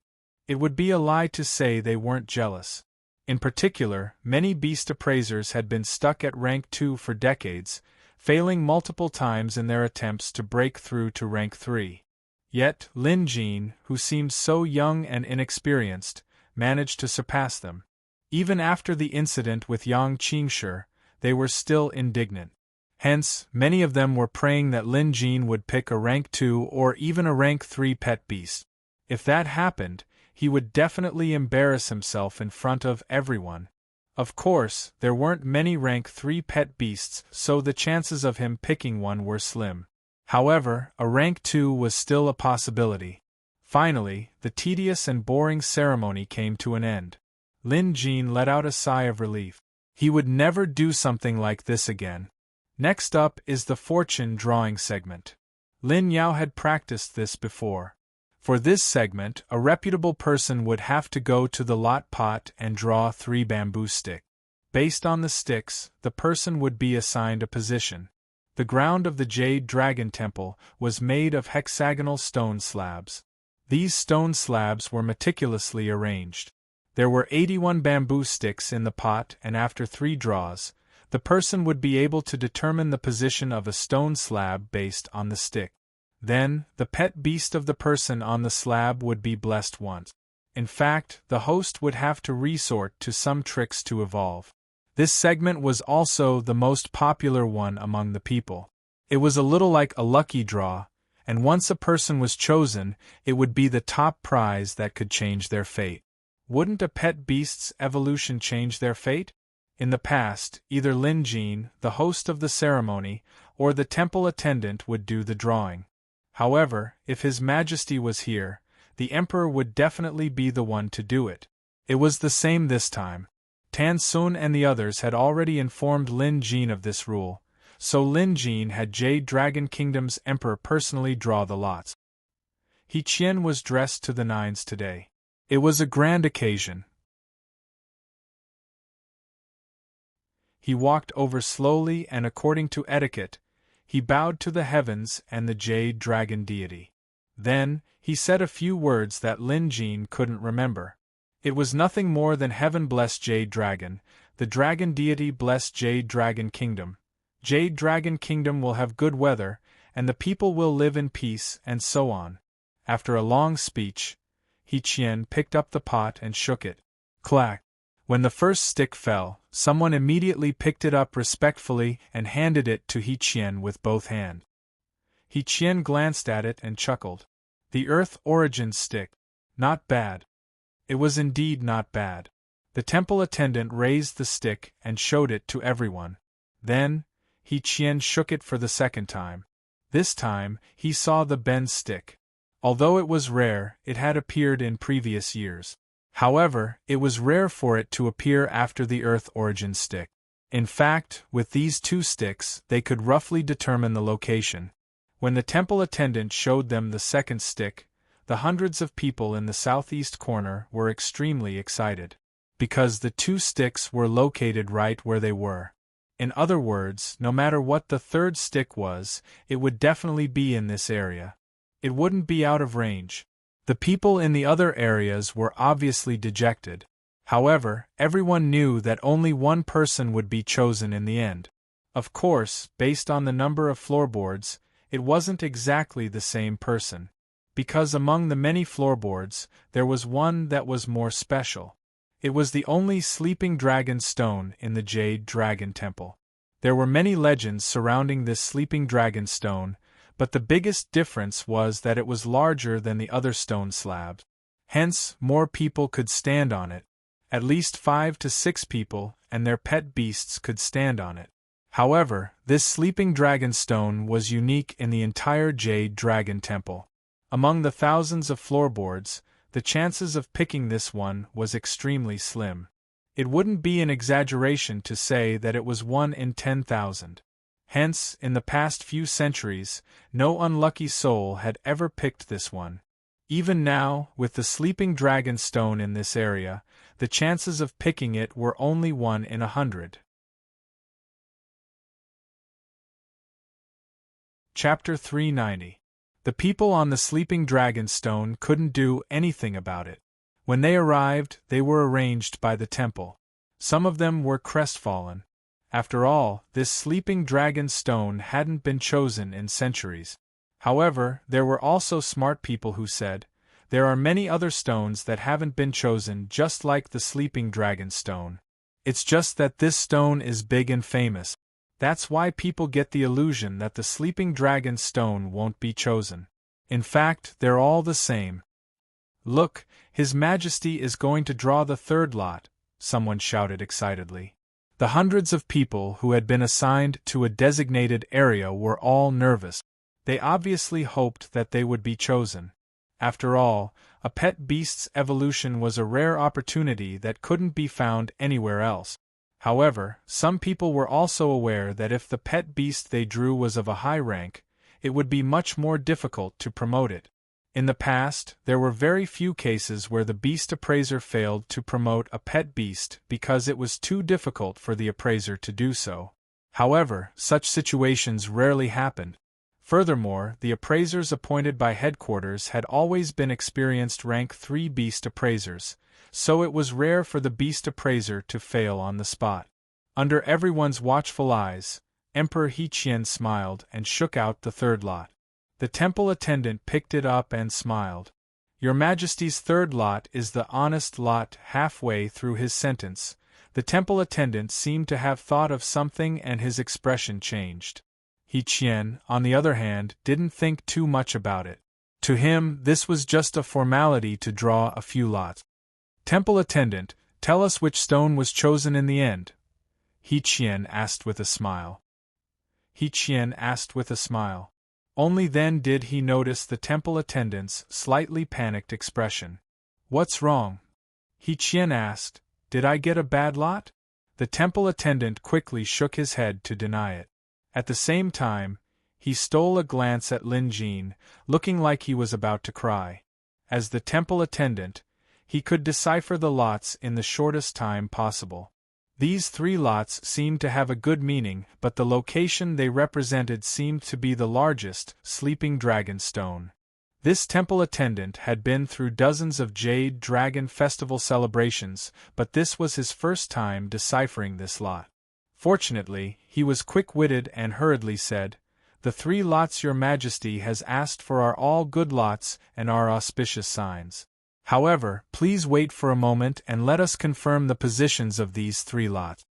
The temple attendant thought that perhaps he had remembered wrongly. After all, these 3 lots had never been drawn before. Perhaps he had remembered wrongly and it might not be the crouching dragon stone. Following that, the temple attendant, the temple stewards, and the ceremonial officers all confirmed it, and it turned out that he was right. The 3 lots that His Majesty had asked for this time were the locations of the sleeping dragon stone. There was no way to fake this in public. After all, this method of interpreting the lots was on the stone tablet in front of the main hall of the temple. As long as one looked carefully, they would be able to see it. At this time, there were already busybodies below who interpreted the lots themselves, and there were cries of surprise. Even if the temple attendant wanted to replace the beam with the pillar, it would be impossible. Forget it. In any case, it's not me who has a headache. What's the point of thinking so much? The temple attendant muttered to himself before revealing the result. Emperor He also reacted. Looking up, he saw several people standing on the crouching dragon stone. They were extremely excited. No wonder the temple attendant reacted so strangely. So that's why. He heart skipped a beat. Come to think of it, it was indeed inappropriate for him to issue the Royal Capital's Beast Appraisal Association to make an exception and promote Lin Jin to a rank 3 beast appraiser. Back then, he only wanted to befriend Curator. While He Qian couldn't give Curator any benefits, he could still help Curator's disciple. During the imperial court, some ministers had brought up this matter, saying that using royal authority for personal gain would displease the nation's beast appraisers and that this order was inappropriate. Back then, He Qian rebutted and insisted on his own opinion. Curator was worthy of his efforts. Even if Lin Jin wasn't qualified, He Qian had to promote him and befriend Curator. However, deep down, He Qian felt that his actions were inappropriate. He Qian was elated that Lin Jin would host the Jade Dragon Festival this time. This was the best proof of a beast appraiser's abilities. After all, the Jade Dragon Festival's host had always been a rank 3 beast appraiser, and only a rank 3 beast appraiser was capable of doing so. As long as Lin Jin passed, it would prove that not only was his order inappropriate, but it was also the right thing to do. During this period, He Qian had done some thorough research and learned that Lin Jin was an expert in beast appraising. This was the first time in several hundred years that Lin Jin had drawn the sleeping dragon stone. While this was undoubtedly a huge challenge, it was also an opportunity. Hence, He Qian decided to probe Lin Jin's thoughts. If Lin Jin showed any signs of fear, he couldn't force him. Who knows, He Qian might have to think of a way to ask Lin Jin to draw again. He Qian even thought of an excuse. If Lin Jin frowned, he would draw the stone again. But when Lin Jin heard this, he didn't react. He didn't find it troublesome, he didn't show any fear, and he didn't worry. It was as if he had just heard something normal. Unbeknownst to him, Tan Sun and the others below were drenched in cold sweat. News of His Majesty drawing the crouching dragon stone had already spread far and wide. Tan Sun looked over to see at least 5 people on the stone. 2 of them even had rank 2 pet beasts. Despite Tan Sun's mental fortitude and his experience in life, he was still drenched in sweat. He had no choice but to panic. The rules stated that the chosen one's pet beast had to be promoted on the spot. If they couldn't do it, they would be utterly humiliated. In the past, there had been some unlucky beast appraisers who failed and suffered a huge setback. Their performance deteriorated and they even gave up on themselves, ruining quite a number of people.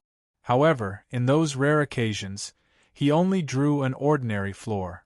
This time it was 5 people. Tan Sun could also tell that among these 5 pet beasts, a few of them looked like pet beasts that were extremely difficult to evolve. If it were him, even if he were to spend several days at headquarters, he might not be able to come up with a way to evolve them. But now, during this ceremony, it was impossible to promote 5 different pet beasts of different attributes in such a short period of time. This is bad. That was what Tan Sun thought, but there were also people who were gloating. After figuring out the situation, Yu Mantang laughed maniacally on the inside. Ha ha ha, Lin Jin, you've been in the limelight all this while, but look at you now. You've kicked an iron plate. Let's see how you're going to deal with this. All 5 of these pet beasts are premium, and it's almost impossible for any one of them to get promoted. To think you managed to draw all 5 of them. You're so lucky. Some people were worried while others were gloating. The civil and military officials, as well as the royal family members, were all discussing in hushed voices. Most of the officials were gloating over Lin Jin's misfortune, including the royal family members. Chapter 391. There were also those who were worried for Lin Jin. Sister Qing, what should we do? Even though you didn't know much about beast appraisals, she knew that this was no laughing matter. If this was messed up, his reputation would be ruined. As a beast appraiser, Lin Jin's reputation was of utmost importance. If he messed up, he would never be able to hold his head up high in the beast appraiser's profession. This was a lesson learned from the mistakes of others. However, He Qing's reaction surprised Lin Jin. Sister Yu, don't worry. Appraiser Lin is Curator's disciple. Based on this fact alone, forget 5 pet beasts, even 5 more wouldn't be a problem for him. He Qing had complete confidence in Lin Jin. Or rather, He Qing didn't have confidence in Lin Jin, but in Curator. In He Qing's heart, the Curator was invincible and omnipotent. He had already become the person that He Qing worshipped the most, and that worship had reached a fanatical level. Therefore, she had to support the Curator's disciple, and he definitely had the means to solve any problem. He shook her head. Although she knew Lin Jin had extraordinary skills, beast appraising was beast appraising and leveling up was leveling up. The two were completely different. Not to mention, helping a pet beast he had never seen before to evolve under such circumstances was no longer a problem that could be solved with skills. After all, no matter how clueless He was, she knew that different pet beasts had different bloodlines and potentials. Even among the same bloodline, there were differences in their individual characteristics. There was no standard way to evolve a pet beast. 10,000 beasts meant 10,000 different methods. To help 5 pet beasts evolve under such circumstances, He knew that a rank 3 beast appraiser couldn't do it. Perhaps a rank 4 beast appraiser could. However, in the Jade Dragon Kingdom, the highest they could achieve was a rank 3 beast appraiser. Only premium countries had rank 4 beast appraisers. However, He didn't tell He Qing this. Now that He Qing was in a fanatic state, she wouldn't listen to anything she said. He looked at Lin Jin and sighed. At the same time, she was trying to think of a way to help Lin Jin. Meanwhile, Lin Jin's expression remained calm, as if he didn't realize what kind of hopeless situation he was about to face. To other beast appraisers, this was a hopeless situation. 5 lucky people and 5 lucky beasts were brought over.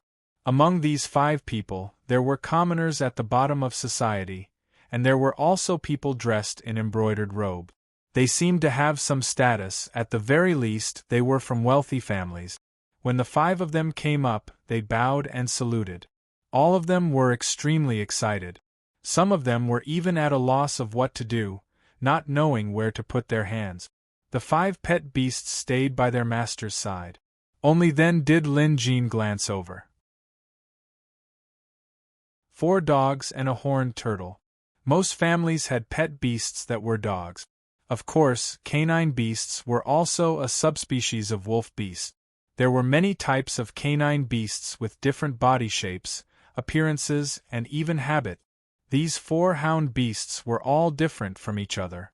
Some of them were small in size, but they were as strong as bulls, with short fur and a large head. Some of them had fur like manes and a tail like a broom. Others had long and sharp ears, a long mouth, and long legs. There was also one that looked completely like a mongrel.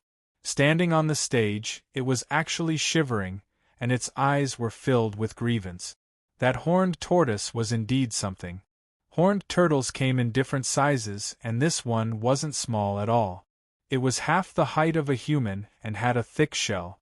It could already use the power of the 5 elements, and its mouth was like a steel hook. It was also a rank 2 pet beast.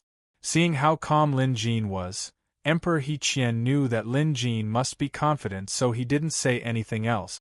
He could tell how difficult it was for Lin Jin to achieve this. If Lin Jin could do it, no one would say that there was anything wrong with his edict. Instead, He Qian would be praised. Lin Jin was the same. As long as he could pass this test today, he could rise to become Jade Dragon Kingdom's #1 beast appraiser. He Qian wasn't making this up. Just take these 5 pet beasts for example. Which beast appraiser in headquarters could evolve all of them? Even veteran beast appraisers like Tan Sun and Chu Qinghe couldn't do it. Hence, he could give Lin Jin the title of Jade Dragon Kingdom's #1 beast appraiser. Curator would probably be happy with this, wouldn't he? He Qian was currently thinking about this matter. Also, Lin Jin had promised to invite Curator here, so this matter had to be taken seriously. He Qian knew that this might decide whether Jade Dragon Kingdom could become a premium country in the future. Of course, there were risks too. He Qian was worried about Patriarch Xuepao, but it was thanks to this that he had the chance to meet Curator. Appraiser Lin, you may begin, the temple attendant reminded him softly. The temple attendant reminded him softly. He was really afraid of messing things up today, but he had to carry on. Lin Jin nodded. Then, he walked over, chose a rank 1 hound beast, and patted its head. This was just an average hound beast with no bloodline or potential. Under normal circumstances, it would never be able to evolve into a rank 2 beast. But things were different with Lin Jin. Lin Jin patted the second hound beast. To others, it was just a casual pat on the head. Just like that, he did the same thing all the way up to the last horned turtle. No more, no less, just a pat on each one. After he was done, Lin Jin said, "All right, you may leave." The crowd was puzzled. The same went for the 5 pet beasts' owners. They wanted to ask but didn't dare. The process hadn't even begun yet, so why was he asking them to leave? He Qian didn't understand either. The temple attendant was stunned. He couldn't help but remind Lin Jin, "Well, Appraiser Lin, you can begin the evolution now." He thought Lin Jin had forgotten. "I'm done evolving." Lin Jin's answer silenced the crowd. Immediately there was a flurry of discussion. Some shook their heads while others wanted to say something but couldn't due to the situation. But deep down, they were all thinking the same thing. You just patted the pet beast's head and you're saying it's done? Isn't this a joke? Before the crowd could finish their thoughts, the next instant, the 5 pet beasts on stage underwent a transformation at the same time. 3 of the rank 1 hound beasts suddenly burst into flames. The crowd took a few steps back in fright. When they looked at the 3 hound beasts again, their auras skyrocketed and flames swirled around their bodies. Anyone with some common sense would know that the biggest feature of a rank 1 pet beast's evolution to rank 2 was the ability to utilize elemental powers. Needless to say, the fact that they could emit flames meant that the pet beast had evolved. What was even more shocking was that the 2 rank 2 pet beasts, a hound beast and a horned tortoise, let out continuous howls. The next instant, the rank 2 hound beast's fur fell off. At the same time, the sound of its bones growing could be heard. Meanwhile, the horned tortoise's shell cracked and fell off. Like an aging wall, it shattered into pieces. It also seemed like the tortoise's body had grown in size, bursting out of its shell. At the same time, the auras of the 2 rank 2 pet beasts rose steadily as elemental powers surged around them. Not far away, Tan Sun's eyes widened. They've been reborn. This is really an evolution. When the crowd heard Appraiser Tan Sun's words, they were even more certain of their suspicions. This was an evolution. Moreover, it was 5 pet beasts evolving at the same time. Many of them had never seen something like this in their entire lives. Today was an eye-opener for them. Oh my God, did they really evolve? 5 pet beasts evolving at the same time, and 2 of them even went from rank 2 to rank 3. Unbelievable. Am I dreaming?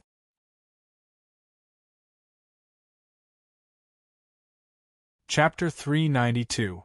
The Jade Dragon Festival had reached its climax at this moment.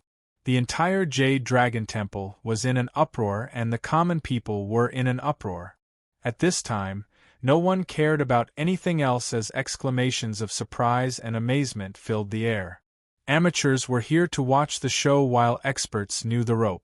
Compared to the citizens and officials, the beast appraisers from headquarters were the ones who were the most shocked. When His Majesty drew the sleeping dragon stone, they knew they were in trouble.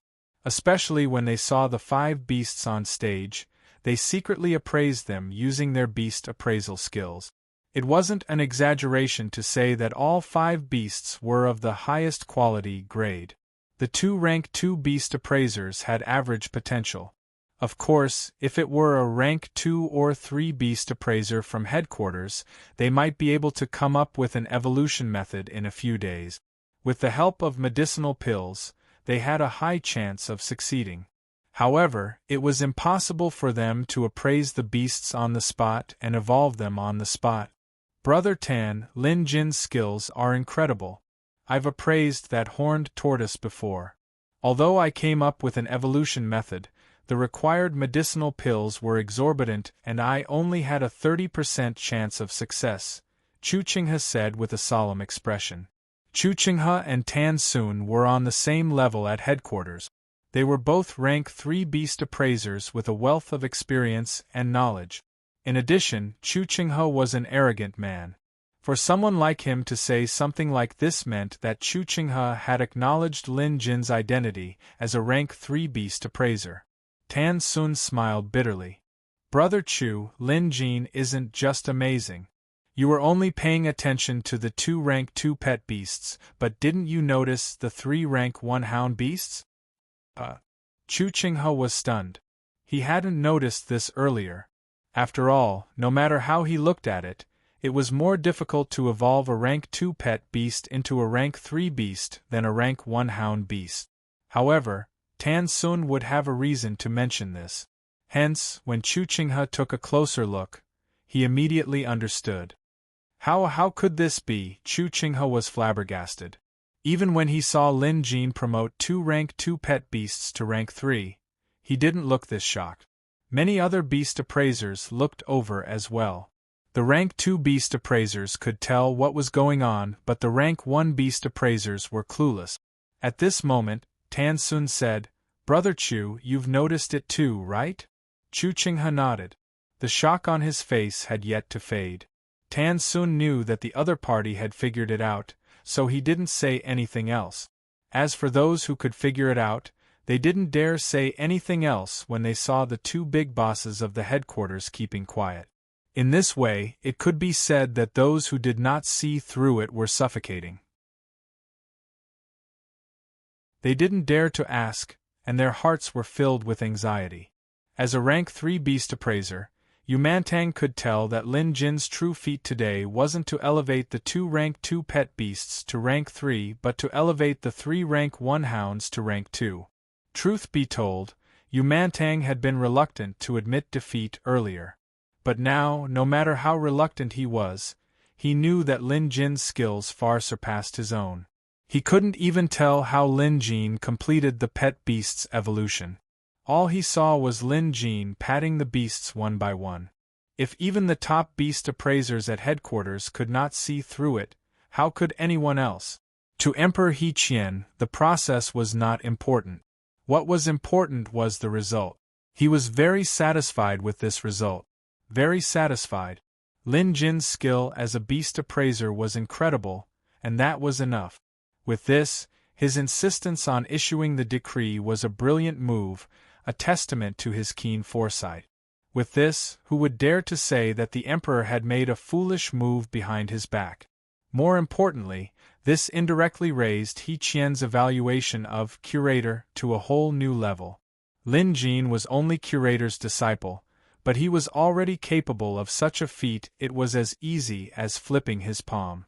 Just how strong was curator? If curator can help our Jade Dragon Kingdom evolve a rank 5 pet beast, our kingdom will surely rise again. And I, He Qian, will become a wise emperor who brings honor to my ancestors. In his excitement, He Qian couldn't help but exclaim, Appraiser Lin's skill is truly impressive. I'm very pleased. Bring me a brush and ink. No one dared to delay an order from the emperor. Brush, ink, paper, and even a table were quickly brought over. Today, I would like to bestow Appraiser Lin with a piece of calligraphy. He Qian was getting serious. Although Lin Jin didn't think it was necessary, it wasn't his place to dissuade him. Soon, He Qian picked up his brush and wrote down 6 words on the paper. In terms of calligraphy, He Qian's skill was definitely considered to be highly accomplished. Even to Lin Jin, it was impressive. The 6 words on the paper read, Jade Dragon Kingdom's #1 appraiser. Great eunuch Yao Xing knew what He Qian was thinking. He saluted Lin Jin with a smile and said, Congratulations, Appraiser Lin. Today, His Majesty has bestowed upon you the title of Jade Dragon Kingdom's #1 beast appraiser. From now on, you will reign supreme in the Beast Appraisal Association and become a role model for all beast appraisers in Jade Dragon Kingdom. He Qian did have such intentions. He didn't do this just because he was happy. He was the emperor. How could he make a decision just because he was in the mood? Some emperors might do this, but not He Qian. He had his reasons for doing this, and it was simple. He wanted to tie Lin Jin to the Jade Dragon Kingdom in one fell swoop. He Qian knew very well that someone like Lin Jin had skyrocketed. With his beast appraising skills and the inconceivably powerful curator backing, even if he was the emperor, Lin Jin wouldn't have to listen to his orders. He Qian wasn't foolish enough to think that he could control everything just because he was the emperor. Not too long ago, he had been living with his tail between his legs. That old fart, the Jade Dragon deity, had been pressuring him, forcing He Qian to swallow his anger. The Jade Dragon's curse, which forced the royal family to sacrifice women, was a huge humiliation to He Qian. Fortunately, it was all in the past now. He had to work hard to rebuild Jade Dragon Kingdom, and one of the most important steps was to own a rank 5 pet beast. This would be the stepping stone to becoming a premium country. Hence, He Qian wanted to give Lin Jin the greatest glory and a high status. The title of Jade Dragon Kingdom's #1 appraiser was the best thing he could get. With this, Lin Jin would be bound to the Jade Dragon Kingdom, sharing both glory and disgrace. Many people were shocked by the emperor's actions. While they were surprised, they were also envious. Because with this, Lin Jin had surpassed all beast appraisers in the Jade Dragon Kingdom. Even veteran beast appraisers like Tan Sun and Chu Qinghe would be ranked below Lin Jin from now on. The kingdom was aware of the emperor's decree. But who knew that Tan Sun and Chu Qinghe were utterly convinced? Not only did they not feel the slightest bit of resentment, they even thought that Lin Jin deserved the title. The two most senior and highest-ranking beast appraisers at headquarters exchanged a glance, reading each other's thoughts. One word: convinced.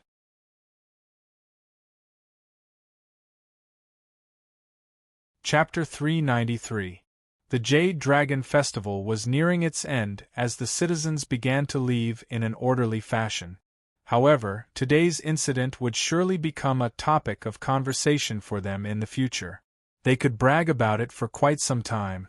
As for the 5 lucky ones, their pet beast's evolution felt like a dream. No matter what status they had before, from this day onward, their lives would be completely different from before. This was how fate changed. A regular citizen with a rank 2 pet beast would be able to take up a higher position in the future. With a rank 3 pet beast, it would be a piece of cake for them to establish their own faction. Some of the 5 of them had even caught the eye of the royal capital's nobles and were prepared to meet them in private. Putting these trivial matters aside, Lin Jin was now preparing to leave. He had been busy from dawn until now, so he was feeling a little tired. Honestly, he could have put on an act for the 5 pet beasts to evolve one by one. He could have even put on a show to deceive them. But he didn't. Too lazy to do that, he simply slapped them and used the pulse-seeking technique in conjunction with his own spirit energy to help the 5 pet beasts evolve. He was probably the only one in this world who could perform such an evolution technique. Just as he was about to leave, he turned his head and saw He Qian walking over with He Yu. Appraiser Lin, He Qian greeted Lin Jin. Lin Jin smiled and stopped in his tracks. He Qian was obviously an acquaintance of Lin Jin's. He had also met her the last time he came to the royal capital. As for He Yu, even if they did meet, she was unconscious, so it wasn't considered a meeting. Come to think of it, this was the second time they were meeting each other. The first time was several months ago at Maple City. Back then, Lin Jin was just an unknown rank 1 beast appraiser. Now, he was Jade Dragon City's #1 beast appraiser. 6th Princess, 7th Princess. Lin Jin saluted. Appraiser Lin, there's no need to be so polite. He Yu said. She took the initiative to bow. I would like to thank Appraiser Lin for saving my life. I've already spoken to Father and was going to Maple City to thank you in person. Although He Qing and He Yu were sisters and looked similar, their personalities were completely different. He Yu was the polite and well-behaved type. Even when she was looking at someone, she would never look them in the eyes. He Qing, on the other hand, didn't have such rules. Lin Jin was sure that if it weren't for the occasion, she would have dragged him over to sit down and chat. Since we've met today, Sixth Princess, you won't have to travel all the way to Maple City anymore. Lin Jin smiled. That won't do. He Qing panicked. It's not easy for us to get a chance to go out of the palace. How can we not be allowed to go? Seventh Princess, are you going too? Lin Jin knew that He Qing had a lively personality and would be extremely reluctant to stay in the palace, so he teased her. Of course I have to. Appraiser Lin, you mustn't mention this in front of Father. Otherwise, he might rescind his decree, He Qing said softly. Little sister Qing, you can't be so disrespectful. He Yu chided. However, it was obvious that she was sneaking glances at Lin Jin. She pretended to be nonchalant but was immediately exposed by He Qing. Sister Yu, don't you want to go out too? If you keep acting like this, I won't care about you anymore. I'll go out on my own. He Yu stomped her foot angrily and tugged at the corner of He Qing's shirt. Ha ha ha, you're Qinger, what are you two chatting about? Emperor He Qian walked over with a chuckle. He had noticed his daughters chatting with Lin Jin earlier but deliberately stayed away. He waited for a while before coming over. He Qian already knew that Lin Jin and Seventh Princess knew each other. He also knew that his seventh daughter was acquainted with Curator. He Qian might not have known about the palace's happenings the first or second time, but he would definitely find out if it happened a third time. Every 7 nights, Seventh Princess would disappear for a period of time. Sometimes it would be for an hour, sometimes several hours. He Qing thought she had hidden it well and flawlessly, but how could she possibly hide it from He Qian? He Qian guessed that this was Curator's doing. Moreover, his seventh daughter's pet beast had inexplicably evolved. He didn't know why at first, but later on, he learned that it had something to do with the Curator. Through his questioning and probing, He Qian learned that the Curator had a supernatural ability that could transport people to another secret location. The Curator must have used this ability to command so many villainous experts. When He Qian first learned about this, he was worried that his seventh daughter would be taken advantage of. After all, she was still a girl. However, after secretly asking the palace maids and confirming that Seventh Princess was still a virgin, he realized that he had been overthinking things. After giving it some more thought, he realized that this was a great thing. A person like the Curator wouldn't be able to guess the reason behind his actions. What if the Curator wanted to take his daughter as his disciple? Even if that wasn't the case, it would be a good thing if the Curator took a liking to her. No matter what, this was an opportunity. Moreover, He Qian knew his place. As the Emperor of Jade Dragon Kingdom, he might seem omnipotent, but he knew very well that the world was vast and filled with powerful people. As an intermediate country's emperor, he was nothing compared to them. In premium countries, anyone with a rank 5 pet beast or a rank 4 beast appraiser could easily look down on him. It was precisely because of this that he had to work hard. Right, Ewer, didn't you need Appraiser Lin's help with something? He Qian suddenly asked. He Yu snapped out of her daze but was too embarrassed to say anything. Appraiser Lin, my daughter is too embarrassed to say it. As her father, let me say it on her behalf. He Qian said seriously, I'm sure Appraiser Lin is aware that my sixth daughter's health has been frail since she was young. That's why she has never formed a blood pact with a pet beast. If it weren't for Appraiser Lin, I'm afraid she would have passed away by now. Now that she has recovered from her illness, I'm thinking of finding a pet beast for her. Appraiser Lin is an expert in this field, so I would like to ask for your help. He Qian wanted to help appraise the pet beast most suitable for He Yu and help her form a blood pact. This was a basic skill that every beast appraiser had to master. Since He Qian had spoken, how could Lin Jin refuse? Moreover, this was a small matter to him, so he nodded in agreement. All right. Appraiser Lin, you must be tired today. Rest well. Tomorrow, I will send someone to headquarters to escort you to the palace. After He Qian was done, Lin Jin excused himself. He Qing and He Yu looked like they hadn't had enough, but they didn't dare to say anything at this point. After returning to headquarters, Lin Jin sat down on a chair and took a sip of freshly brewed tea. Only then did he feel a sense of comfort. From now on, I won't be attending the Jade Dragon Festival anymore. This was what Lin Jin was thinking. He would rather fight and kill. As the sky darkened, someone delivered a box of delicacies, a pot of aged wine, and a plate of pastries. However, Lin Jin was more concerned about the person who delivered the box. It was Appraiser Tan Sun. Appraiser Tan, how can I accept this? After opening the door, Lin Jin hurriedly took the box from the man's hands. Tan Sun smiled. I happened to be looking for Appraiser Lin, so I thought I'd bring it along.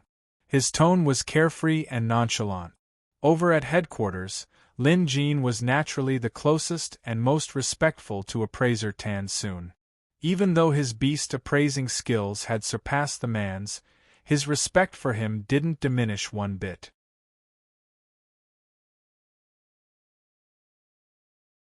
Chapter 394.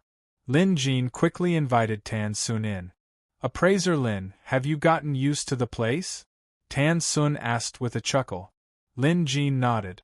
Although the guesthouse here wasn't as good as his mansion back in Maple City, it wasn't too shabby either. It was much better than the small, run-down place he used to live in. Moreover, it was only temporary, so Lin Jin didn't care too much about it. He could tell that Tan Sun had something to say. Appraiser Tan, why don't we have a drink? Lin Jin asked as he took out the bottle of aged wine from the lunchbox. Tan Sun nodded without rejecting the offer. Indeed, Tan Sun was here for a reason. In fact, he wasn't the only one. The other rank 3 beast appraiser, Chu Qinghe, had planned to come as well. However, Chu Qinghe had never interacted with Lin Jin in the past, so he was too embarrassed to show up. Instead, he entrusted Tan Sun to teach Lin Jin how he managed to reconstruct spirit roots for the 3 rank 1 hound beasts. Tan Sun and Chu Qinghe had been discussing this matter for the entire afternoon. During the ceremony, when Lin Jin helped the 5 pet beasts evolve, most people assumed that rank 2 to rank 3 would be the hardest. Hence, most people focused their attention on the 2 rank 3 pet beasts. But in the eyes of insiders like Tan Sun and Chu Qinghe, it was the 3 rank 1 hound beasts that had truly shocked everyone this time. Chu Qinghe and Tan Sun had discussed this before. The 3 rank 1 hound beasts were the most ordinary type of pet beast. They had no chance of evolving. Moreover, they all had different attributes. Either they were a mess without a prominent main attribute, their attributes were missing, or their spirit meridians were damaged, making it impossible for them to evolve. Any one of these 3 top-grade beasts could stump a rank 2 beast appraiser. A rank 1 beast appraiser wouldn't even be able to figure out a way to evolve them. Tan Sun and Chu Qinghe weren't boasting. It was the truth. It was already impressive enough for a rank 1 beast appraiser to be able to understand the basic conditions of the 3 hound beasts. Asking them to evolve these pet beasts was too much for them. They couldn't even come up with a solution. A rank 2 beast appraiser might be able to do it, but it would take a lot of effort. Moreover, there was a huge difference between coming up with a solution and being able to implement it. Of course, for rank 3 beast appraisers like Tan Sun and Chu Qinghe, they were able to find a way to upgrade even these top-grade beasts. In fact, it wouldn't be difficult for them to do so. However, there were also differences in the methods of advancement.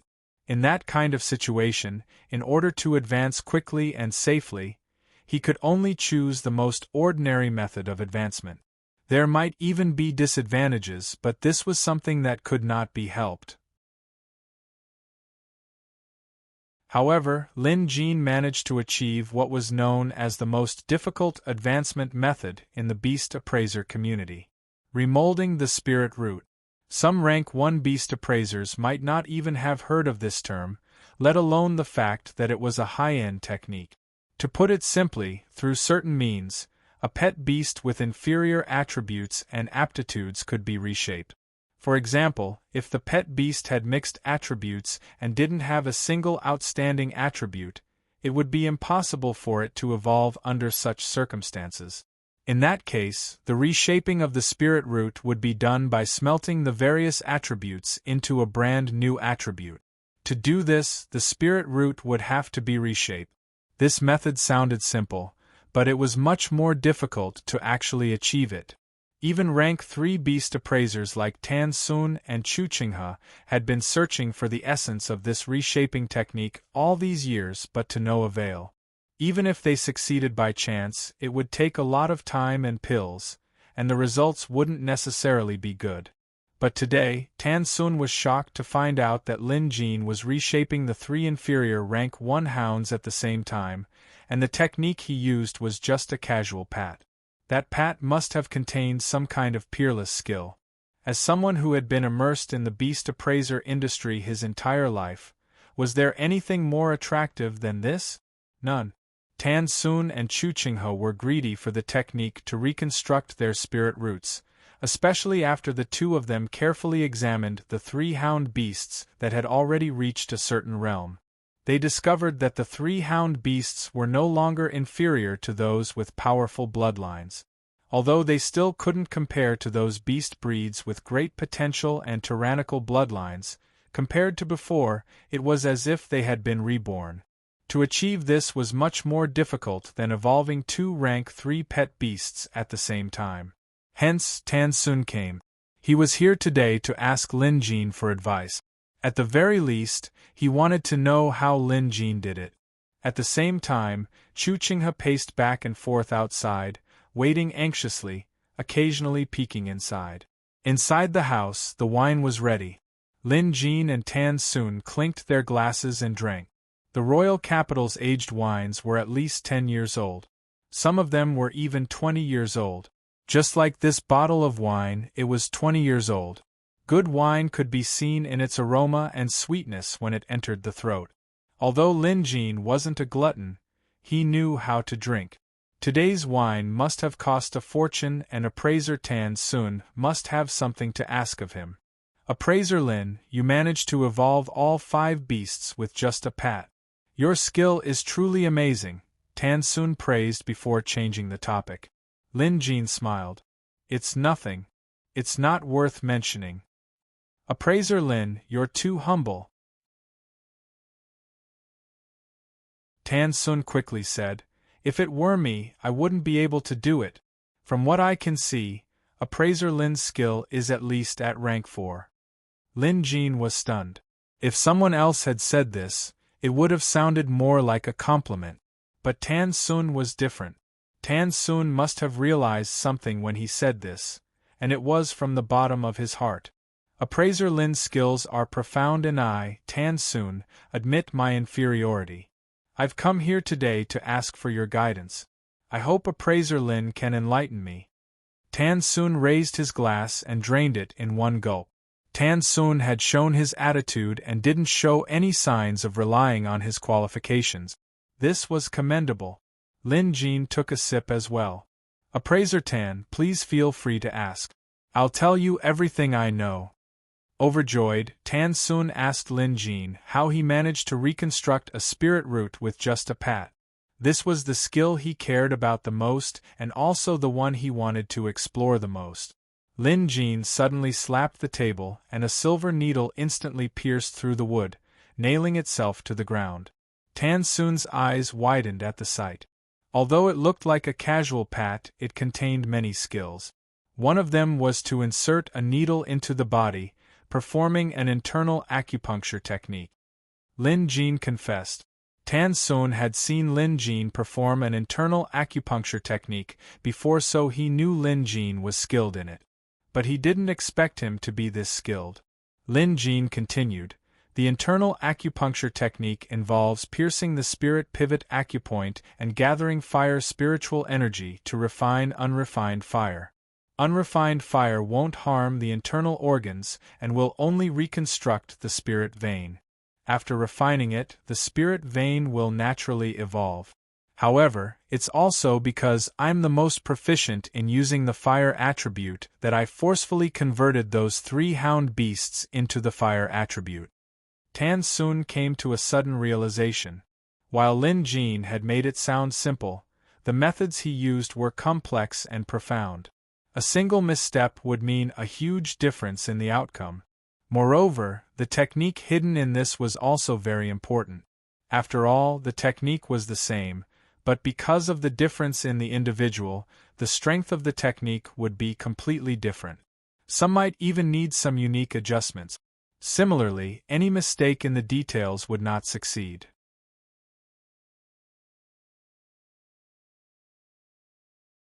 Chapter 395. Without holding anything back, Lin Jin told Tan Sun everything he knew. Tan Sun held a glass of wine in his hand and pondered for a long time.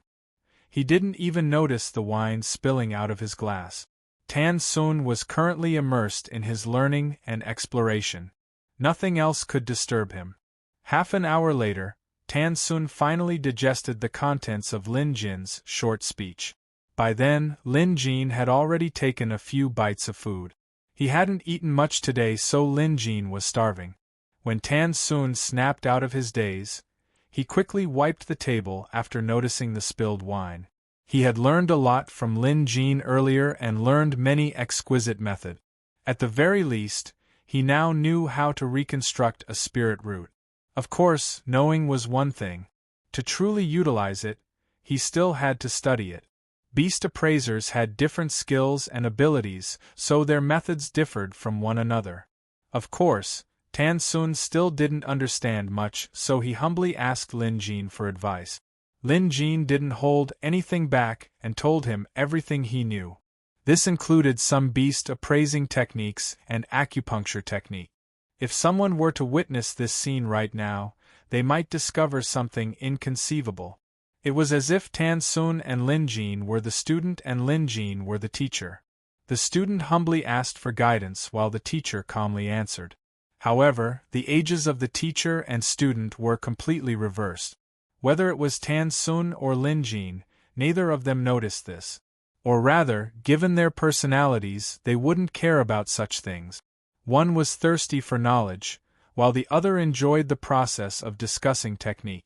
As they spoke, the content of their discussion was no longer limited to reconstructing one's spirit root. It also included beast appraisal techniques, the identification of beast species, and even the use of pills. Of course, as the topic expanded, it became less of a consultation and more of a discussion. After all, Tan Sun was a veteran rank 3 beast appraiser and one of the top figures in the Jade Dragon Kingdom. Naturally, he had his own insight. The more they talked, the more excited they became. Before they knew it, several hours had passed. It was already late into the night, but neither of them had any intention of stopping. At first, Tan Sun had wanted to regain some of his pride. But as time went by, he realized to his disbelief that Lin Jin had no shortcomings in beast appraising. No matter what kind of knowledge it was, Lin Jin would never stumble. Hence, at the end of the discussion, it turned into him asking for guidance and Lin Jin lecturing. A pot of aged wine had long been emptied, and 3 plates of side dishes had also been emptied, but the two of them did not have the slightest intention of stopping. Outside, Chu Qinghe, who had been waiting for 6 to 8 hours, had a helpless expression on his face. He could faintly hear the discussion inside, but it wasn't appropriate for him to go in, so he could only wait anxiously outside. Furthermore, the weather in March was still rather cold. Finally, Chu Qinghe felt a chill all over his body and couldn't help but sneeze. In the dead of the night, The sneeze was so loud that Tan Sun and Lin Jin heard it from inside the house. Tan Sun was still in high spirits when he heard the sneeze. His expression changed and he cursed inwardly. How could he have forgotten about Appraiser Chu? Looking at the sky again, it was already past midnight. He had actually not noticed it for such a long time. Appraiser Tan, who's out there? Lin Jin asked. After giving it some thought, Tan Sun decided not to keep it a secret and explained the situation. Lin Jin quickly got up and went out to invite Chu Qinghe in. Poor Appraiser Chu was shivering from the cold and couldn't recover even after coming in. Tan Sun looked guilty as he mused. How could I have forgotten about this? Lin Jin, on the other hand, performed a few tricks and the house began to warm up. After all, he was an expert in playing with fire, so this was child's play. When Chu Qinghe finally came to, Tan Sun and Lin Jin felt bad about disturbing him. It was already late at night after all. Lin Jin sent them to the door and said with a smile, "Both of you are Lin Jin seniors.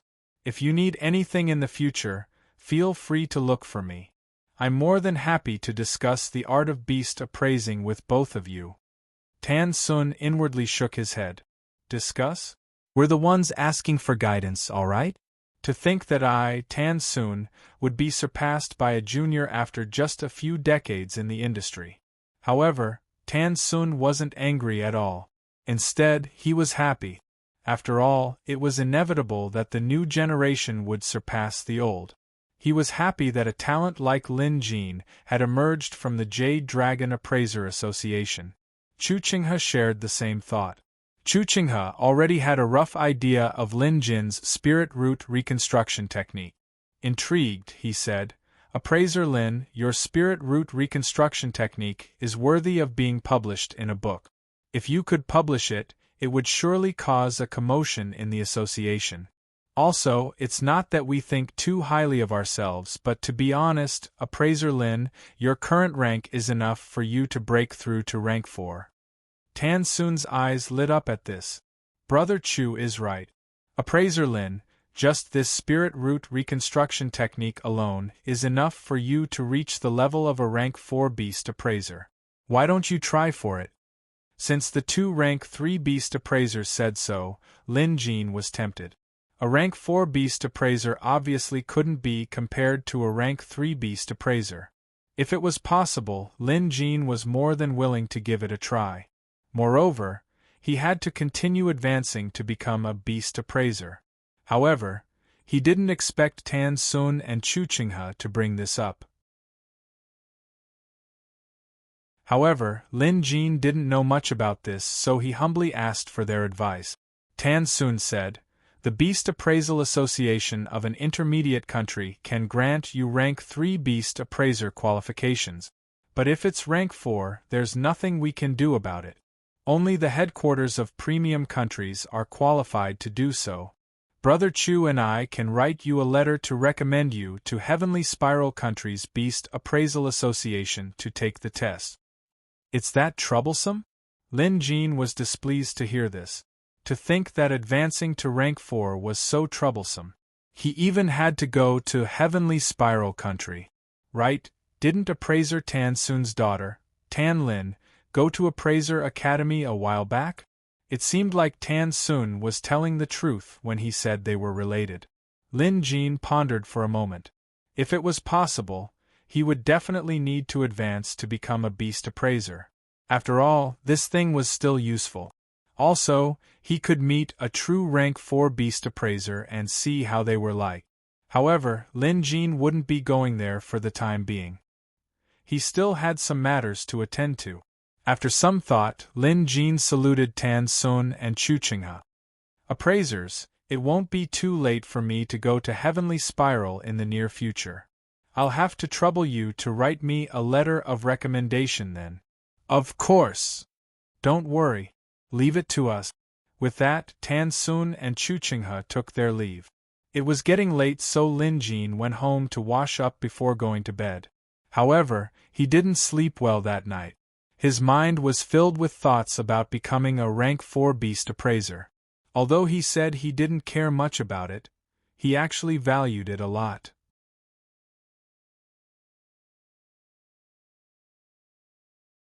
Chapter 396. Early the next morning, someone from the palace came to escort Lin Jin into the palace. As he had promised the emperor yesterday that he would help the sixth princess, choose a pet beast to form a blood pact with. Lin Jin could only get up even though he was still half asleep. After putting on his clothes and stepping outside, he saw an old eunuch waiting outside with a carriage and 6 imperial guards behind him. Although there were only a few of them, their aura was impressive. After all, they were members of the royal family.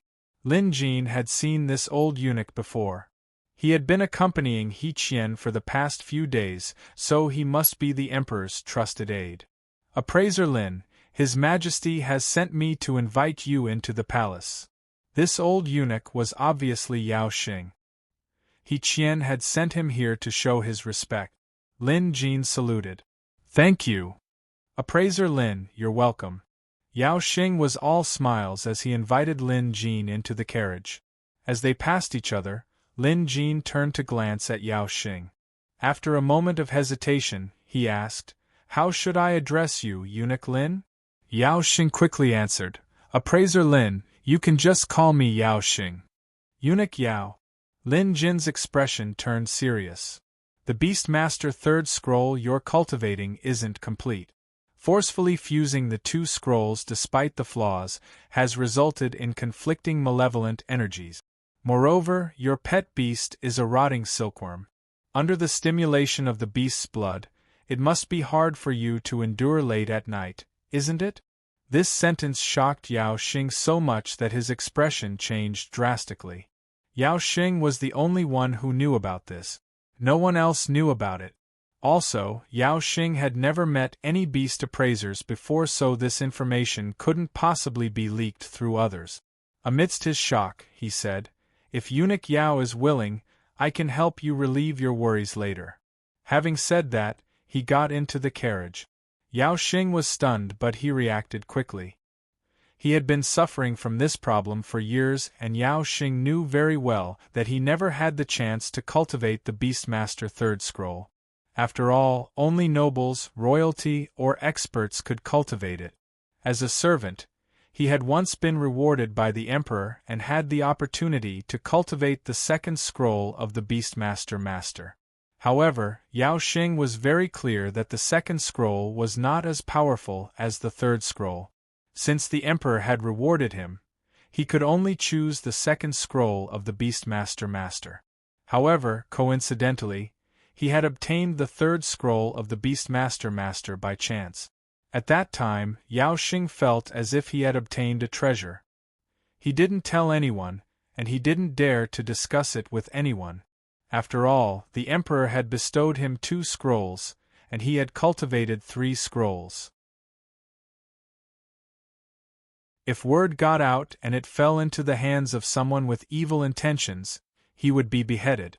However, Yao Xing could not resist the temptation of the Beastmaster third scroll. Hence, he secretly began to cultivate it. Towards the end, he realized that the Beastmaster third scroll was incomplete. Back then, Yao Xing was stuck between a rock and a hard place. Due to his incomplete cultivation, he went astray, resulting in an incomplete blood contract fusion. Just as Lin Jin said, Yao Xing would suffer in agony and torment every night. This was Yao Xing's secret. Who would have thought that Lin Jin would see through it? Yao Xing had been listening to His Majesty talk about Lin Jin, but it was only now that he understood why His Majesty valued Lin Jin so much and why he was so afraid of Lin Jin's curator. To be able to see through Yao Xing's secret with such keen eyes, it was obvious how high Appraiser Lin's level was. Yao Xing was terrified and hesitant. He was afraid that his secret would be exposed, especially if His Majesty found out that he was secretly cultivating the Beastmaster third scroll. That would be a grave sin. Moreover, he had been tormented by the bestial blood's backlash. It was fine during the day, but at night it was worse than death. He could still remember how he had endured all these years. What Yao Xing was most afraid of was that as time passed, the beast blood backlash at night would become more and more severe. It was already much more severe than it had been at the beginning. He had speculated that if this situation continued for another year, he would not be able to endure it. By then, he would either go insane or die. This was a matter of life and death. To be able to become the Emperor's trusted aide, Yao Xing naturally had good judgment and was decisive. It only took him a moment to realize that this was a once-in-a-lifetime opportunity. In the entire Jade Dragon Kingdom, Appraiser Lin might be the only one who could save him. If he missed this opportunity, he would be digging his own grave. Yao Xing didn't want to die. Along the way, Yao Xing mustered up his courage and whispered, "Appraiser Lin, can you really help me?" Inside the car, Lin Jin smiled. Then, he raised his hand to cast a camouflage spell. Up until now, Lin Jin's mastery of camouflage had reached a relatively high level. Not only could he hide his presence from others, he could also hide his presence from them. Based on Yao Xing's cautious demeanor, Lin Jin knew that he didn't want anyone else to know about this. Hence, Lin Jin decided to help him. Speaking of which, Lin Jin was curious about Yao Xing's current state. Had it been anyone else, they would have died after encountering such a huge setback in their cultivation. Yet, Yao Xing managed to pull through. This was a miracle. Hence, Lin Jin wanted to find out more about it. Just like how a doctor who encountered an incurable disease they had never seen or heard of, they would usually be elated because it would increase their knowledge and experience. It was the same for Lin Jin. Lin Jin flicked a needle. Yao Xing was startled, but he held himself back. He knew that Lin Jin was diagnosing him. He had seen this before during the Jade Dragon Festival. Using the needle, Lin Jin immediately understood the situation. That was close. After understanding the situation, Lin Jin couldn't help but exclaim. He was referring to great eunuch Yao Xing. Frankly speaking, it was a miracle that the man managed to survive. This was Lin Jin's first time encountering a case where the beast's blood had completely invaded a person's bloodline and they were still alive.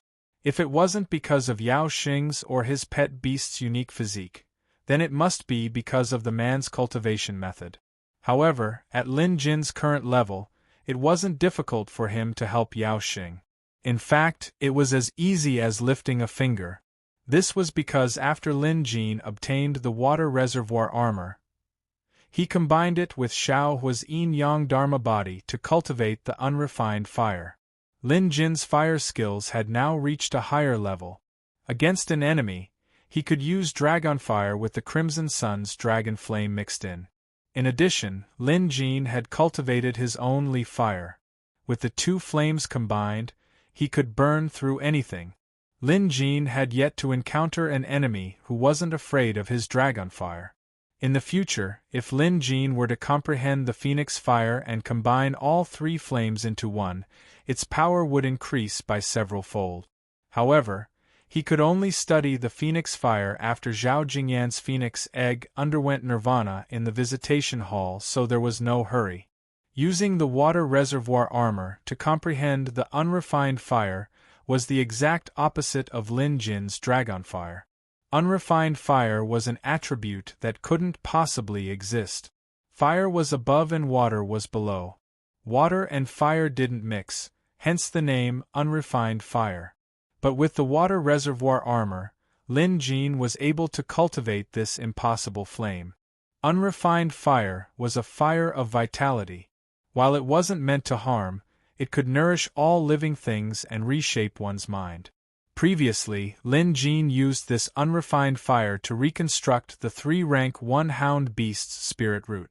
Now, to reconstruct Yao Xing's spirit meridians, he would use the same unrefined fire. He guided the fire into his body. On the other side, Yao Xing only felt a warm current quickly flowing from his heart to his limbs and bones. That kind of feeling was indescribably comfortable. The problem was that the warm current was extremely scorching, but it did not hurt him. Instead, it gave him a comfortable feeling of belonging, making him immersed in it and unable to extricate himself. For so many years, Yao Xing had been bearing the pain of the beast blood's backlash. That cold chill flowed through his veins and seeped into his bones, tormenting him so much that he wished he was dead. But now, as the warm current flowed through his body, he felt as if he had been reborn from the fire. This feeling only lasted for 10 breaths, but to Yao Xing, it was like he had been reborn. Just then, he heard a voice. Eunuch Yao. As if waking up from a dream, Yao Xing opened his eyes to see an imperial guard calling out to him. Clearly, he had been too immersed in that state that he was standing on the ground. That was why the imperial guard called out to him. Regaining his senses, Yao Xing coughed lightly. I was feeling a little dizzy earlier, but it's all right now. The imperial guard whispered, Eunuch Yao, you've been working hard for the past few days. I'm fine now. Let's continue. His Majesty is still waiting for us. Yao Xing hurried forward to see Lin Jin leaning against the wall in the carriage, as if he was taking a nap. It was as if everything that happened earlier was just a dream. But Yao Xing knew that it was not a dream. In his current state, he felt as if he had suddenly become 10 years younger. The coldness and pain he had felt before had completely disappeared. His limbs and bones felt warm, as if he had an inexhaustible amount of energy and strength. At this moment, Yao Xing was completely taken aback by Lin Jin. Hurrying to the side of the carriage, Yao Xing whispered as he followed, Yao Xing will never forget Appraiser Lin's kindness today. If there's anything I can do for you from now on, I'll do anything for you. Lin Jin smiled but didn't reply.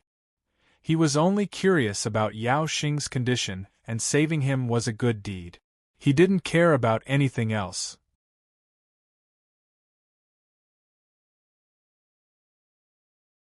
Chapter 397. Upon entering the palace, Lin Jin saw the emperor, He Qian, as well as He Yu and He Qing who had been waiting for him. Lin Jin was here to select a pet beast for He Yu, but he had no idea why He Qing was here. However, based on her personality and her relationship with He Yu, it was only natural for her to show up. In addition to the 2 princesses, there were 2 other people by He Qian's side. These 2 were He Qian's 2 sons, who were also princes. One was the eldest prince, He Huang, and the other was the second prince, He Yu. Princes and princesses were giants among men. Be it in terms of looks, temperament, or knowledge, they weren't something the average family's children could compare to. Even the children of prominent families couldn't compare to them. After all, the most prominent family in Jade Dragon Kingdom was the royal He family. The eldest prince, He Huang, was in his 30s and already had the air of royalty around him. The second prince, He Yu, was gentler and more approachable. Lin Jin couldn't figure out what He Qian was up to when he brought his sons with him. However, on the way to the Jade Dragon Lair, He Qian asked, Appraiser Lin, what do you think of these 2 princes of mine? Lin Jin understood what He Qian meant. Tsk. Oh, Your Majesty, you sure think highly of me. Lin Jin couldn't help but sigh inwardly. He Qian actually wanted him to evaluate the 2 princes. It was as if he was a senior commenting on a junior. It was even possible that Lin Jin's evaluation could affect the fate of these 2 princes in the future. Lin Jin wasn't just imagining things. Judging by He Qian's attitude and tone, Lin Jin could tell that he valued Lin Jin's evaluation. Even Lin Jin himself felt a little nervous about this. Your Majesty, I am only a beast appraiser. How can I evaluate the princes? Lin Jin had to reject He Qian's offer. Although Lin Jin wasn't afraid of He Qian's trap, he didn't want to get involved in this troublesome matter. Who knows, there might be some sort of power struggle between the princes. After rejecting the offer, He Qian didn't buy it. Appraiser Lin, you've misunderstood. He Qian smiled. I would like to ask Appraiser Lin how my son's pet beasts are, how their blood contracts are, and whose pet beasts might improve in the future. That works. Lin Jin nodded. Everyone had their own specialties. If it was just a question, Lin Jin might be able to answer it. Also, Lin Jin wasn't boasting, but if he were to say whose blood contract was better, and whose pet beast had greater potential, that would be the final conclusion. Of course, this conclusion would definitely affect He Qian's degree of love for the two princes. However, this matter had nothing to do with Lin Jin. Along the way, the two princes tried their best to get close to Lin Jin. Born in the royal family, if they couldn't discern this, they would be hopeless. Even Emperor He Qian had to be polite to Lin Jin. The two princes weren't blind, nor were they idiots, so how could they fail to recognize Lin Jin's status? Hence, no matter what they thought, they had to show him respect on the surface.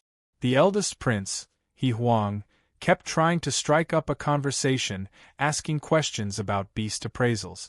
Lin Jin answered every question he had. The second prince, He Yu, would occasionally ask a question, but most of the time, Lin Jin would just listen with a smile. It was a harmonious scene. However, behind their backs, the blabbermouth He Qing had already revealed the truth. Appraiser Lin, don't be fooled by my two brothers' behavior right now. In fact, they're like fire and water. They've been fighting each other for a long time now. Lin Jin quickly stopped her. Be it the princes or He Qian, it wouldn't be good for them to hear this. What are you afraid of? He Qing couldn't care less. Beside her, He Yu couldn't help but take out a candied fruit and stuff it into He Qing's mouth, finally calming her down. The Jade Dragon lair they were heading to was located deep within the palace's garden. This place was considered a restricted area in the palace, and besides Emperor He Qian, no one else was allowed to enter. Even the powerful Minister Yu could enter this place. However, after Minister Yu's death, only the Emperor had this privilege. Simply put, the Jade Dragon lair was the Jade Dragon tribe's resting place. There was a world inside, and only members of the royal family or those with special permission from the Emperor could enter this place to select pet beasts. Along the way, Lin Jin noticed that He Qian's pet beast was a rank 4 Jade Dragon. Moreover, He Qian had already cultivated the Beast Master Scroll, allowing him to become one with his pet beast. It was the same for the two princes. Although they both had Jade Dragons, they were only rank 3 Jade Dragons. As He Yu had been targeted by the old dragon, she hadn't formed a blood pact with a pet beast yet.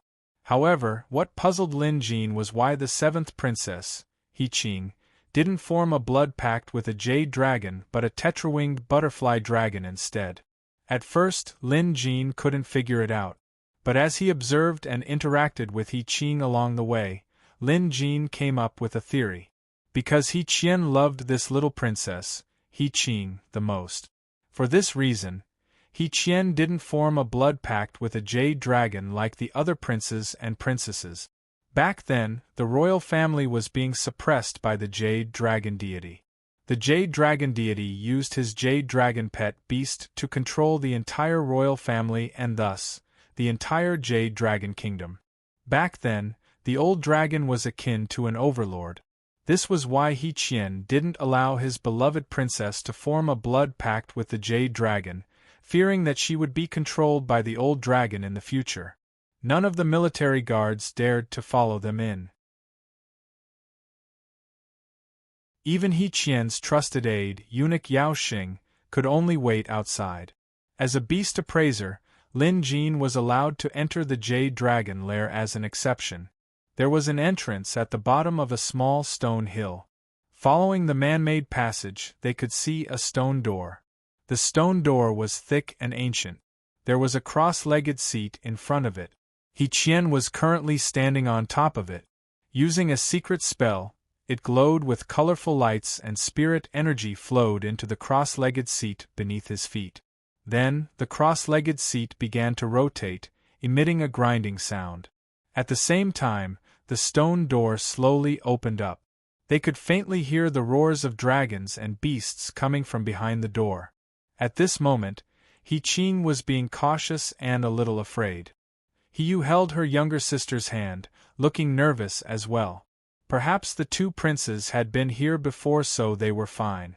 However, they also looked solemn. Even He Qian had raised his aura to the maximum. The silhouette of a jade dragon could be seen on his body. It must be his pet beast. Let's go in. Having said that, He Qian whispered, later in the jade dragon lair, no one other than me is allowed to speak. Otherwise, we might disturb the jade dragon inside and cause trouble. In short, it was best to keep their voices down and not cause trouble. He Qian led the way. Even he was being cautious and his movements were much slower than before. There were no signs of man-made carvings inside. It was a natural cave. Who would have thought that there would be such a huge cave right under the royal capital? Inside, there were so many strange rocks that they looked like they had been carved by the gods. In the darkness, they could vaguely hear the sound of wind, as if something was flying past. They could also hear some chirping, both near and far. The group approached a stone platform and He Qian lit up a fire altar on it.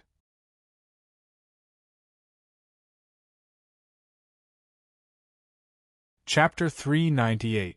The stone platform was ancient and decrepit. In an instant, flames surged and light illuminated the area.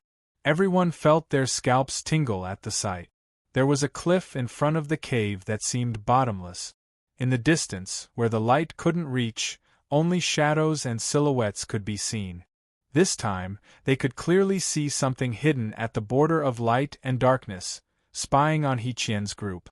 When the fire first appeared, the group got used to the darkness. Only then did they realize that there were many things around them that were emitting a faint jade glow. These glows weren't stationary. They were moving, sometimes fast and sometimes slow. They were all living creatures. Lin Jin knew what those faint glows were. It was his first time coming to a place like this, so he was curious. This was actually a dragon's nest. If he wasn't mistaken, there must be a beehive-like nest at the bottom of the cliff. Beast appraisers had a book called Dragon Codex, which described the living habits of various dragons and the differences in dragons' nests. Dragons were an ancient species. The older they were, the more territorial they were. Once they chose a place as their nest, as long as there were no accidents, they would continue living there for hundreds or even thousands of years. As for the jade dragon, its main attribute was jade, and jade was actually a branch of the earth attribute of the 5 elements. Naturally, it liked caves, especially deep pits that were dark and sunless. This place undoubtedly fulfilled the above criteria. Lin Jin was very familiar with jade dragons.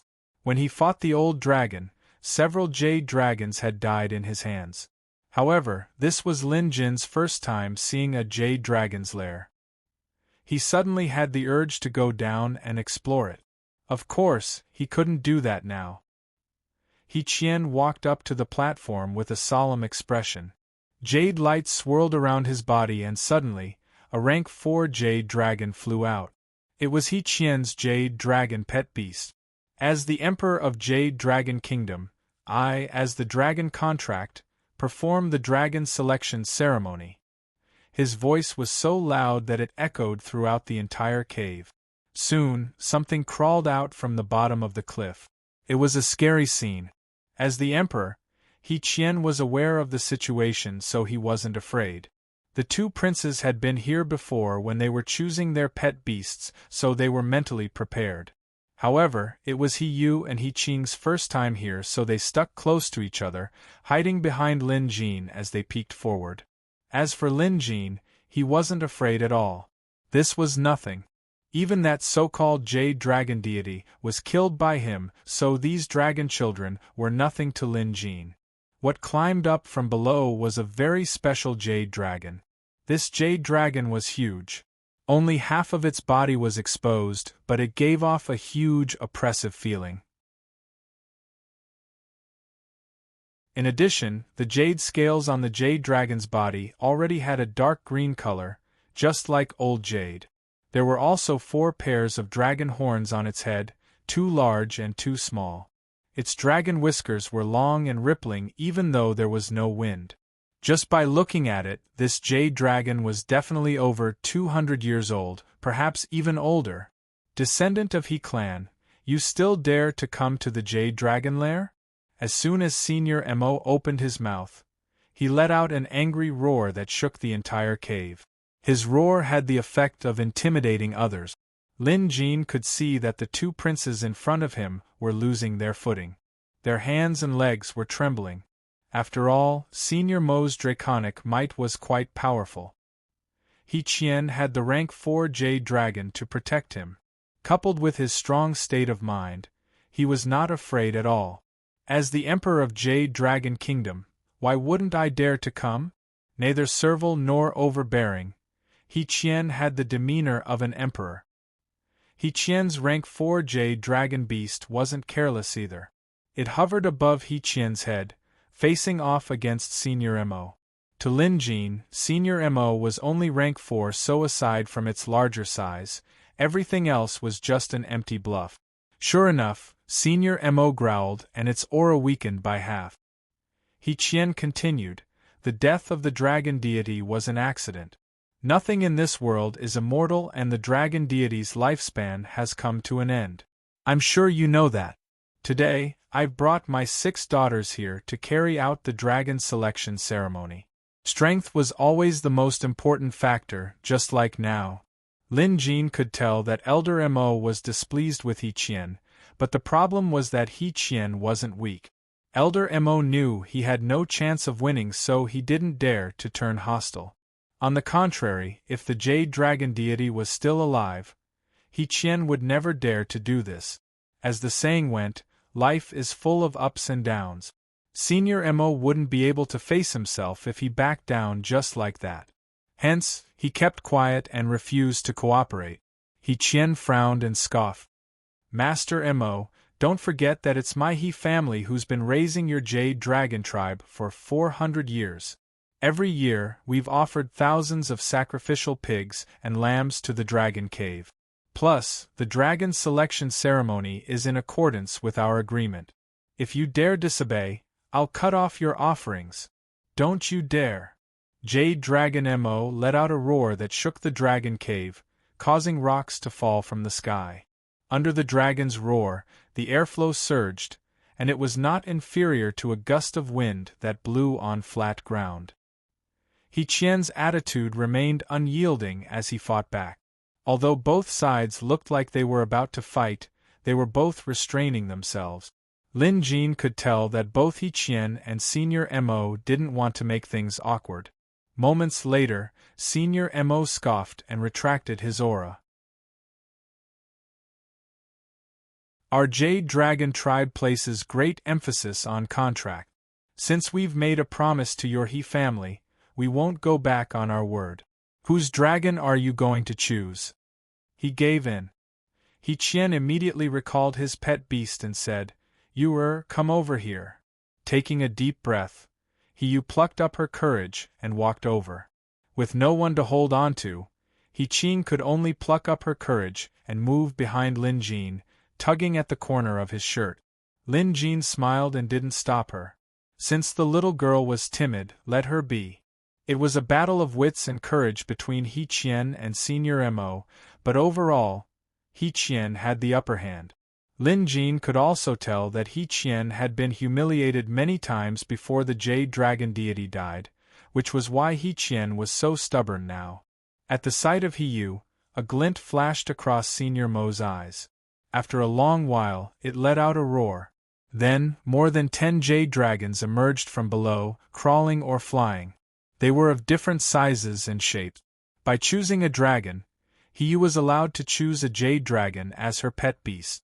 Now, Lin Jin knew why He Qian brought him here. He knew that conflict would arise with the Jade Dragon tribe. Even if they were to honor their agreement, they would still cause trouble. For example, in Lin Jin's eyes, these 10 Jade Dragons were all repulsive and lacking in potential. None of them were worthy of being mentioned. Admittedly, if He Qian didn't know what to do, he would be the one at a disadvantage. He obviously didn't know what to do. She turned to Lin Jin and He Qian looked over too. Lin Jin knew it was time for him to step in. He shook his head at He. Being incredibly intelligent, He immediately understood Lin Jin's intention. She politely asked, Master Mo, can we get another batch? When He Qian saw Lin Jin shake his head, he knew what was going on. He cursed inwardly.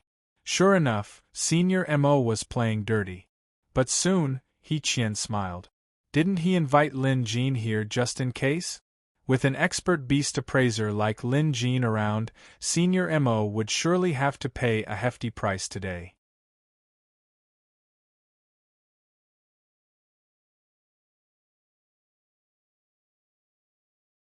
Chapter 399. Senior Mo grumbled. There are so many and you can't even pick one? What a waste of time. I'll get another batch, but hurry up and don't disturb my sleep. Reluctantly, he switched to another batch of jade dragons. This time, there were only 7 or 8 of them, and they came in all shapes and sizes. Some of them didn't look like dragons but rather ugly lizards. Lin Jin glanced at them and shook his head. It seemed like Senior Mo was determined to piss He Qian off. Both sides hadn't completely fallen out yet, nor would they engage in actual conflict, but there would be plenty of underhanded tricks. Moreover, to Lin Jin, Senior Mo was an idiot. His provocation must have something to do with the death of the Jade Dragon deity. But since the deity was already dead, was there a need to do this? Life had to go on. If He Qian were to get angry, wouldn't they be the ones to suffer if he added some stuff to their offerings? Why can't you think straight? Unfortunately, there were some stupid dragons who couldn't be persuaded.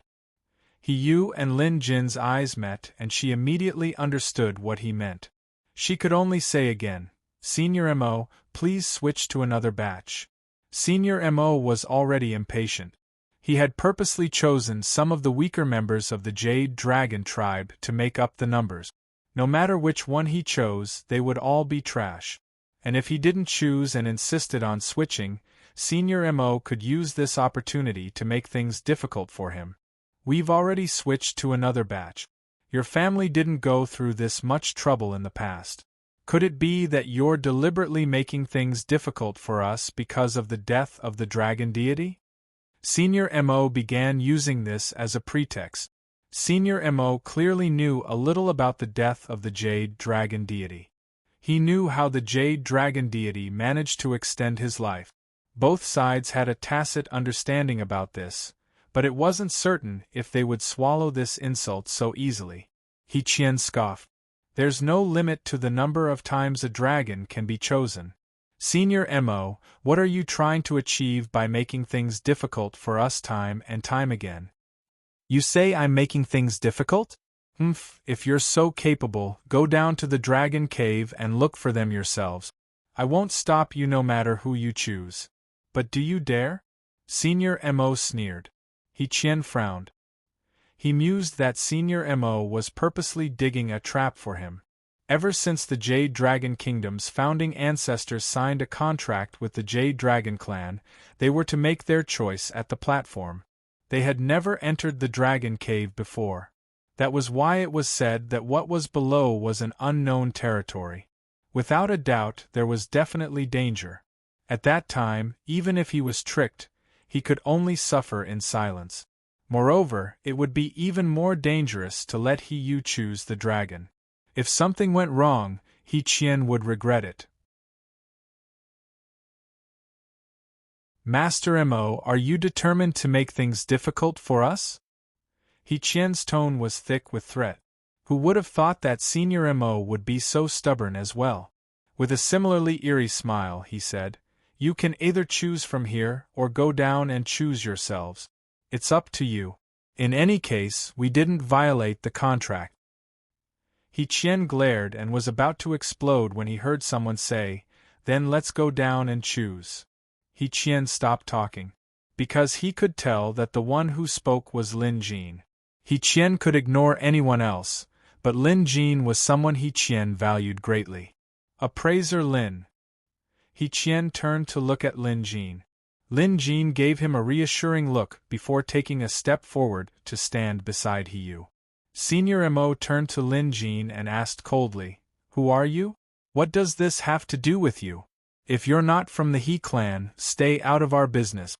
In other words, this was a matter between the Jade Dragon clan and the He clan. Outsiders shouldn't interfere. I'm the sixth princess, he used teacher.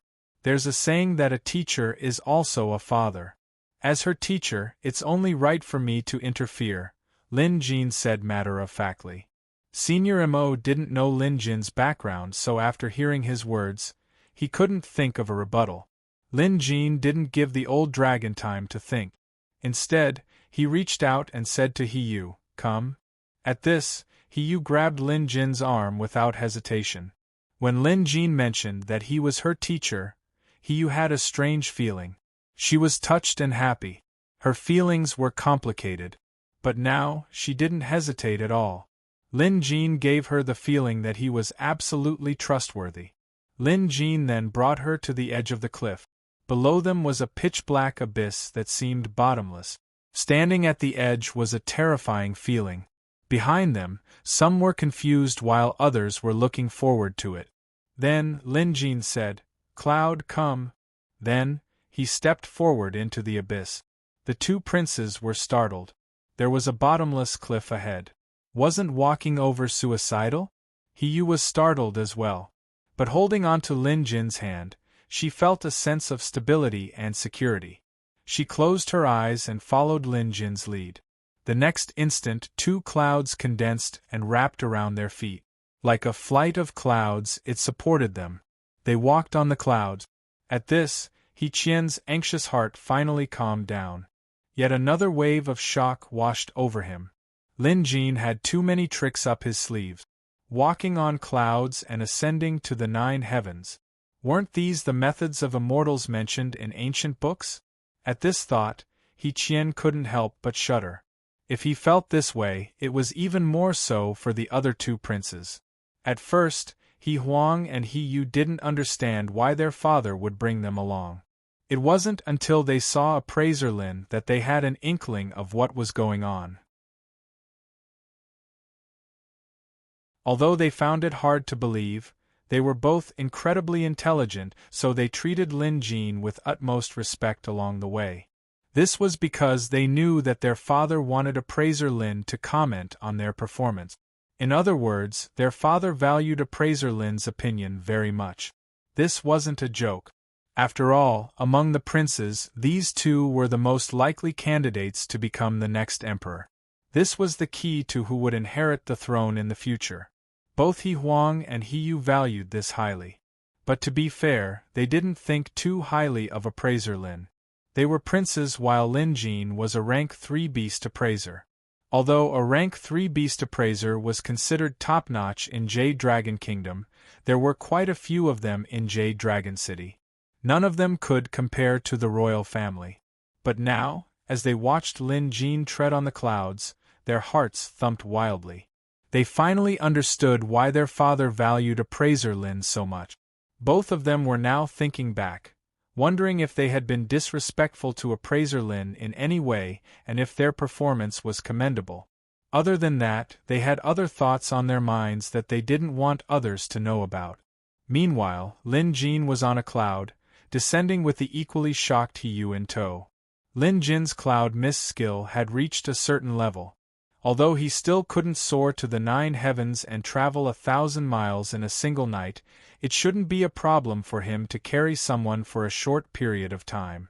At this moment, He Yu's heart was thumping wildly. She was beyond excited. This was a plot that could only be found in books.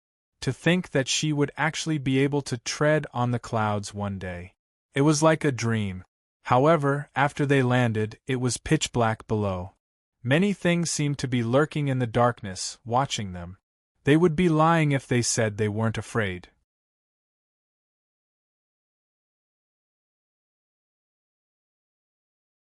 Chapter 400. Xiao Hua. Lin Jin called out. A fist-sized wolf beast covered in flames leaped out from his arm. The flames on Xiao Hua's body were translucent like a glazed fire crystal. Like a blazing sun, Xiao Hua shone brightly, illuminating the entire cave. Many of the jade dragon beasts hiding in the dark were shocked. Some were stunned on the spot, while others hurriedly scurried into the small caves at the side. It could be said that it was a mess.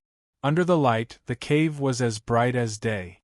Now, there was nothing to be afraid of. Also, upon closer inspection, the cave wasn't particularly deep. They could see the bottom after 200 feet at most. Lin Jin brought He all the way down to the bottom. Xiaohua's light illuminated the cave without a single blind spot. It could be said that ever since the Jade Dragon lair appeared, it had never been this bright. Senior Mo gaped at this. In fact, he had been dumbfounded ever since Lin Jin summoned his cloud to descend. Walking on clouds. This is the work of an immortal. Could he be? Senior Mo's claw, which was hidden behind his back, began to tremble. It didn't dare to make another sound. At the bottom of the cave, Hiyu looked around curiously. Although she was the one here to pick out the pet beasts, Lin Jin was actually the one in charge. Most of the jade dragons were hiding in caves that resembled beehives, so there was no other choice. Taking a deep breath, Lin Jin activated his beast deterrence ability and said, "Jade Dragon, come out of the cave. If I choose one of you, I promise to make sure that it will be reborn and even seek the true path of the dragon deity. Think carefully, this is your only chance." Having said that, Lin Jin waited quietly.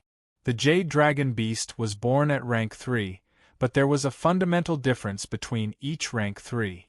Some rank 3 beasts had inferior roots or even incomplete roots, just like the ones that were on the waiting list. It wasn't that they couldn't choose them, but if they did, the path they would have to tread would be much more dangerous. If this was the case for a beast appraiser of Lin Jin's level, anyone else would never be able to evolve this inferior Jade Dragon beast for the rest of their lives. The true path of the dragon god Lin Jin mentioned definitely wasn't the same as the Jade Dragon's self-proclaimed path of the dragon god. Now, it all depended on whether there was a Jade Dragon with great potential who knew what was good for them.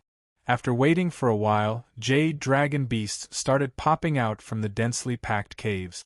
Third-rank Jade Dragons already had decent spiritual intelligence and the ability to think. Clearly, the deterrent power of ferocious beasts was might, and the Tao of the dragon god was kindness. With both kindness and might, there was no need to worry about Jade Dragons with superior potential not taking the bait. Sure enough, after a while, even more Jade Dragons came out. They were either flying or climbing. There were at least 100 of them. There were so many Jade Dragons that Hiyu found it hard to take them all in. Lin Jin scanned through them and eventually, he chose a Jade Dragon that was white in color and reached out to grab it. "Come here." The white Jade Dragon was unable to put up any resistance in the face of the deterring force. It was sucked into the deterring force through the air. Senior Dragon Mo burst into laughter upon seeing this. "Humph, that's all there is to it. After so many choices, you ended up choosing the worst one.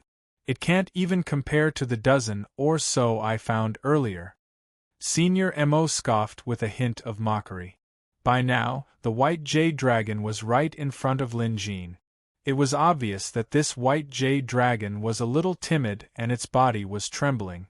Upon closer inspection, although this white Jade Dragon was a rare white Jade Dragon, there were too many impurities in its white jade, making it impure. In addition, one of the white Jade Dragon's horns was broken for some reason, making it look like a cripple. No matter how one looked at it, it couldn't compare to the dozen or so Jade Dragons that jumped onto the dragon selection platform. However, Lin Jin's eyes lit up when he saw this timid, inferior, and obviously crippled Jade Dragon. It was as if he was looking at a peerless treasure. He walked over and patted the Jade Dragon's head, saying, "Good, good, very good." Having said that, he turned to Hiyu and said, "This is it." Hiyu was stunned. Although she was curious as this white Jade Dragon didn't seem like much, since Lin Jin had so many of them, she wouldn't have any doubts now. "All right." Hiyu nodded. Lin Jin was satisfied. Hiyu wasn't a conceited person, so she wouldn't question the choice Lin Jin had given her. That was good. Lin Jin immediately waved his hand to summon a cloud. Then, he brought Hiyu and the white Jade Dragon up to the dragon selection platform. He didn't recall Xiaohua either. With Xiaohua around, the surroundings were bright and comfortable. He Qian and the others came up to greet them. When they saw the jade dragon Lin Jin had chosen, they were dumbfounded. He mused, "What's going on? Why is it that after such a thorough selection, the jade dragon he picked isn't even as good as the dozen or so jade dragons from before?" However, He Qian was a shrewd man. No matter how many questions he had, he couldn't possibly voice them out in front of Lin Jin. Yet, he couldn't hide the curiosity on his face. If He Qian was behaving this way, it was even more so for the two princes. Both of them were hesitant to speak, perhaps because the jade dragon they had picked was too mediocre. It wasn't just mediocre. They had come to the jade dragon lair to pick out a dragon before, and any one of them would be better than the one they picked this time. Similarly, even though they were puzzled and even doubtful, not a single one of them opened their mouths to ask. They could hold it in, but Senior Mo couldn't. "Ha ha ha, I thought this person was amazing. Who knew he would pick the weakest dragon in our jade dragon lair? What a joke, what a joke. He Qian, if you'd said you wanted this earlier, I would have given it to you long ago. Forget one, I could have given it to you as many as you wanted." His words were filled with ridicule and ridicule. He Qian said nothing. He didn't know what to say. Upon hearing this, the white jade dragon felt even more inferior. It lowered its head and said nothing. Lin Jin stopped in his tracks and turned to look at Senior Mo. "You're wrong. I've chosen a dragon with the potential to become a true dragon. It wouldn't be an exaggeration to say that its potential is the best in the entire jade dragon lair," Lin Jin said seriously. "Nonsense. Potential to become a true dragon? Do you know what a true dragon's potential is?" Senior Mo knew Lin Jin wasn't as simple as he seemed. He could tell from the way the man walked on the cloud. But he refused to accept it. Especially when he was certain that what he knew was the truth. He wanted to prove it even if he already knew Lin Jin wasn't immortal. Faced with Senior Mo's provocation, Lin Jin pondered for a moment before retorting. "True dragon's talent is a type of talent. There are hundreds of species of dragons in this world, so of course there are differences between them. Different dragon beasts can become true dragons, but not all dragon beasts have the opportunity to do so. In other words, only one true dragon can be born out of 10,000 false dragons. Today I've chosen this one true dragon beast." Senior Mo nodded and said, "Senior Mo, you're right." This was a blatant slap to Senior Mo's face. Lin Jin was just short of pointing at Senior Mo's face and saying, "You're also a false dragon." How could Senior Mo tolerate this? Senior Mo became hot-headed and bellowed, "What a load of nonsense! If you can prove that trash has the potential to become a true dragon, I'll even become your servant."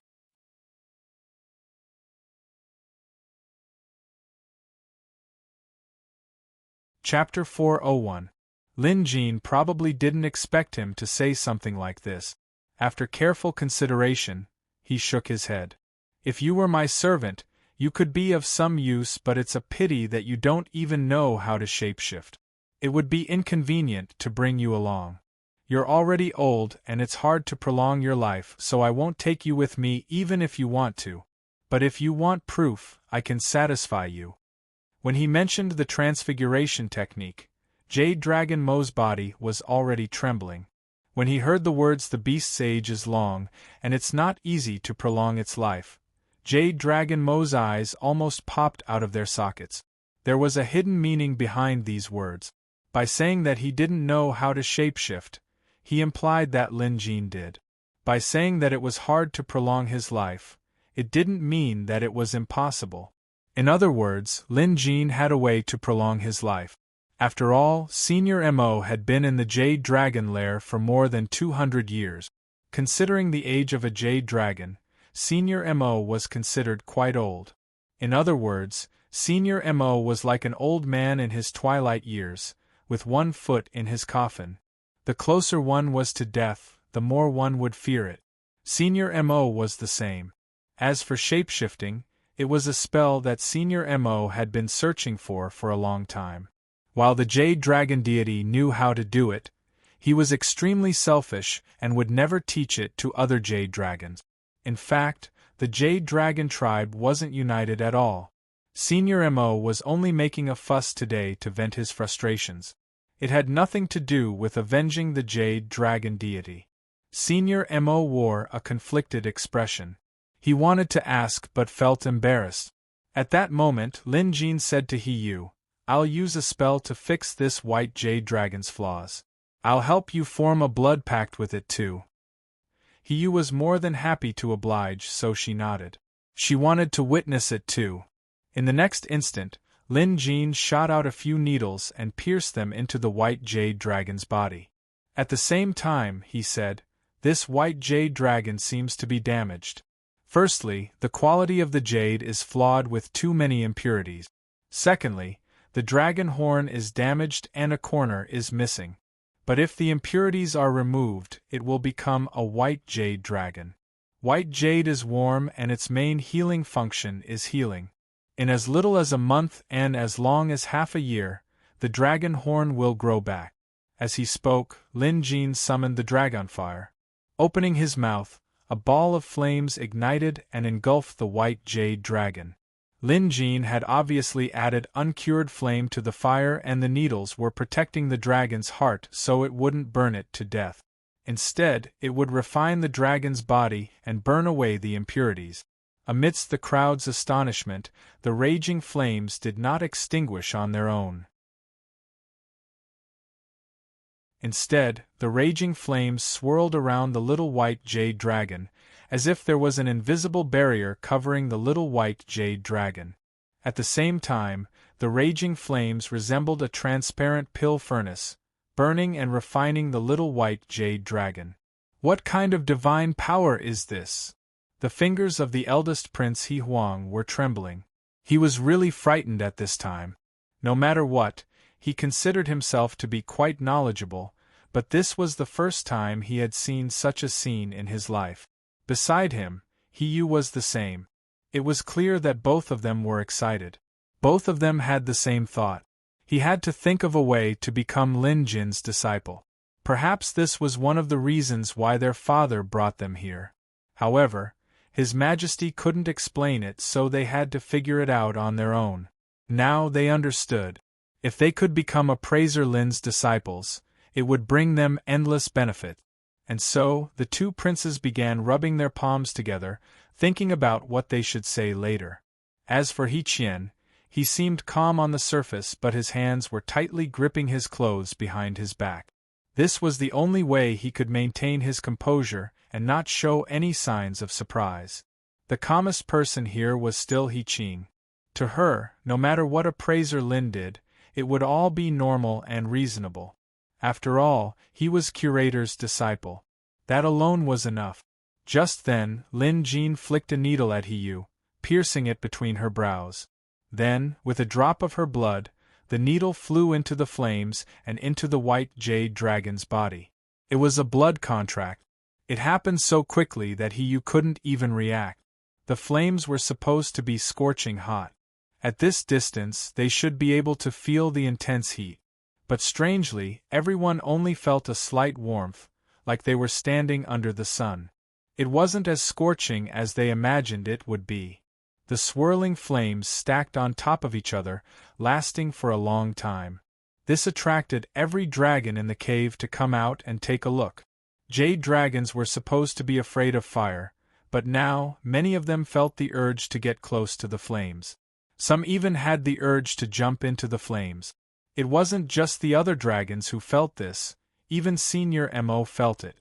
Its emotions were complicated, but its stubbornness was beginning to crumble. Recalling Appraiser Lin's immortal-like ability to walk on clouds, as well as his incredible fire manipulation skills, Senior Mo was beginning to feel fear. Fear was replaced by respect. His attitude had changed so quickly that even Senior Dragon Mo himself didn't notice it. Visible to the naked eye, the white jade dragon within the flames began to change. As the flames continued to burn, impurities and filth were forced out, turning into black ashes. Right at that moment, one of the dragons with a mix of red and black colors could no longer hold it in. It swooped over and jumped into the fire like a moth to a flame. The next instant, as the flames burned, the red and black dragon let out a blood-curdling scream.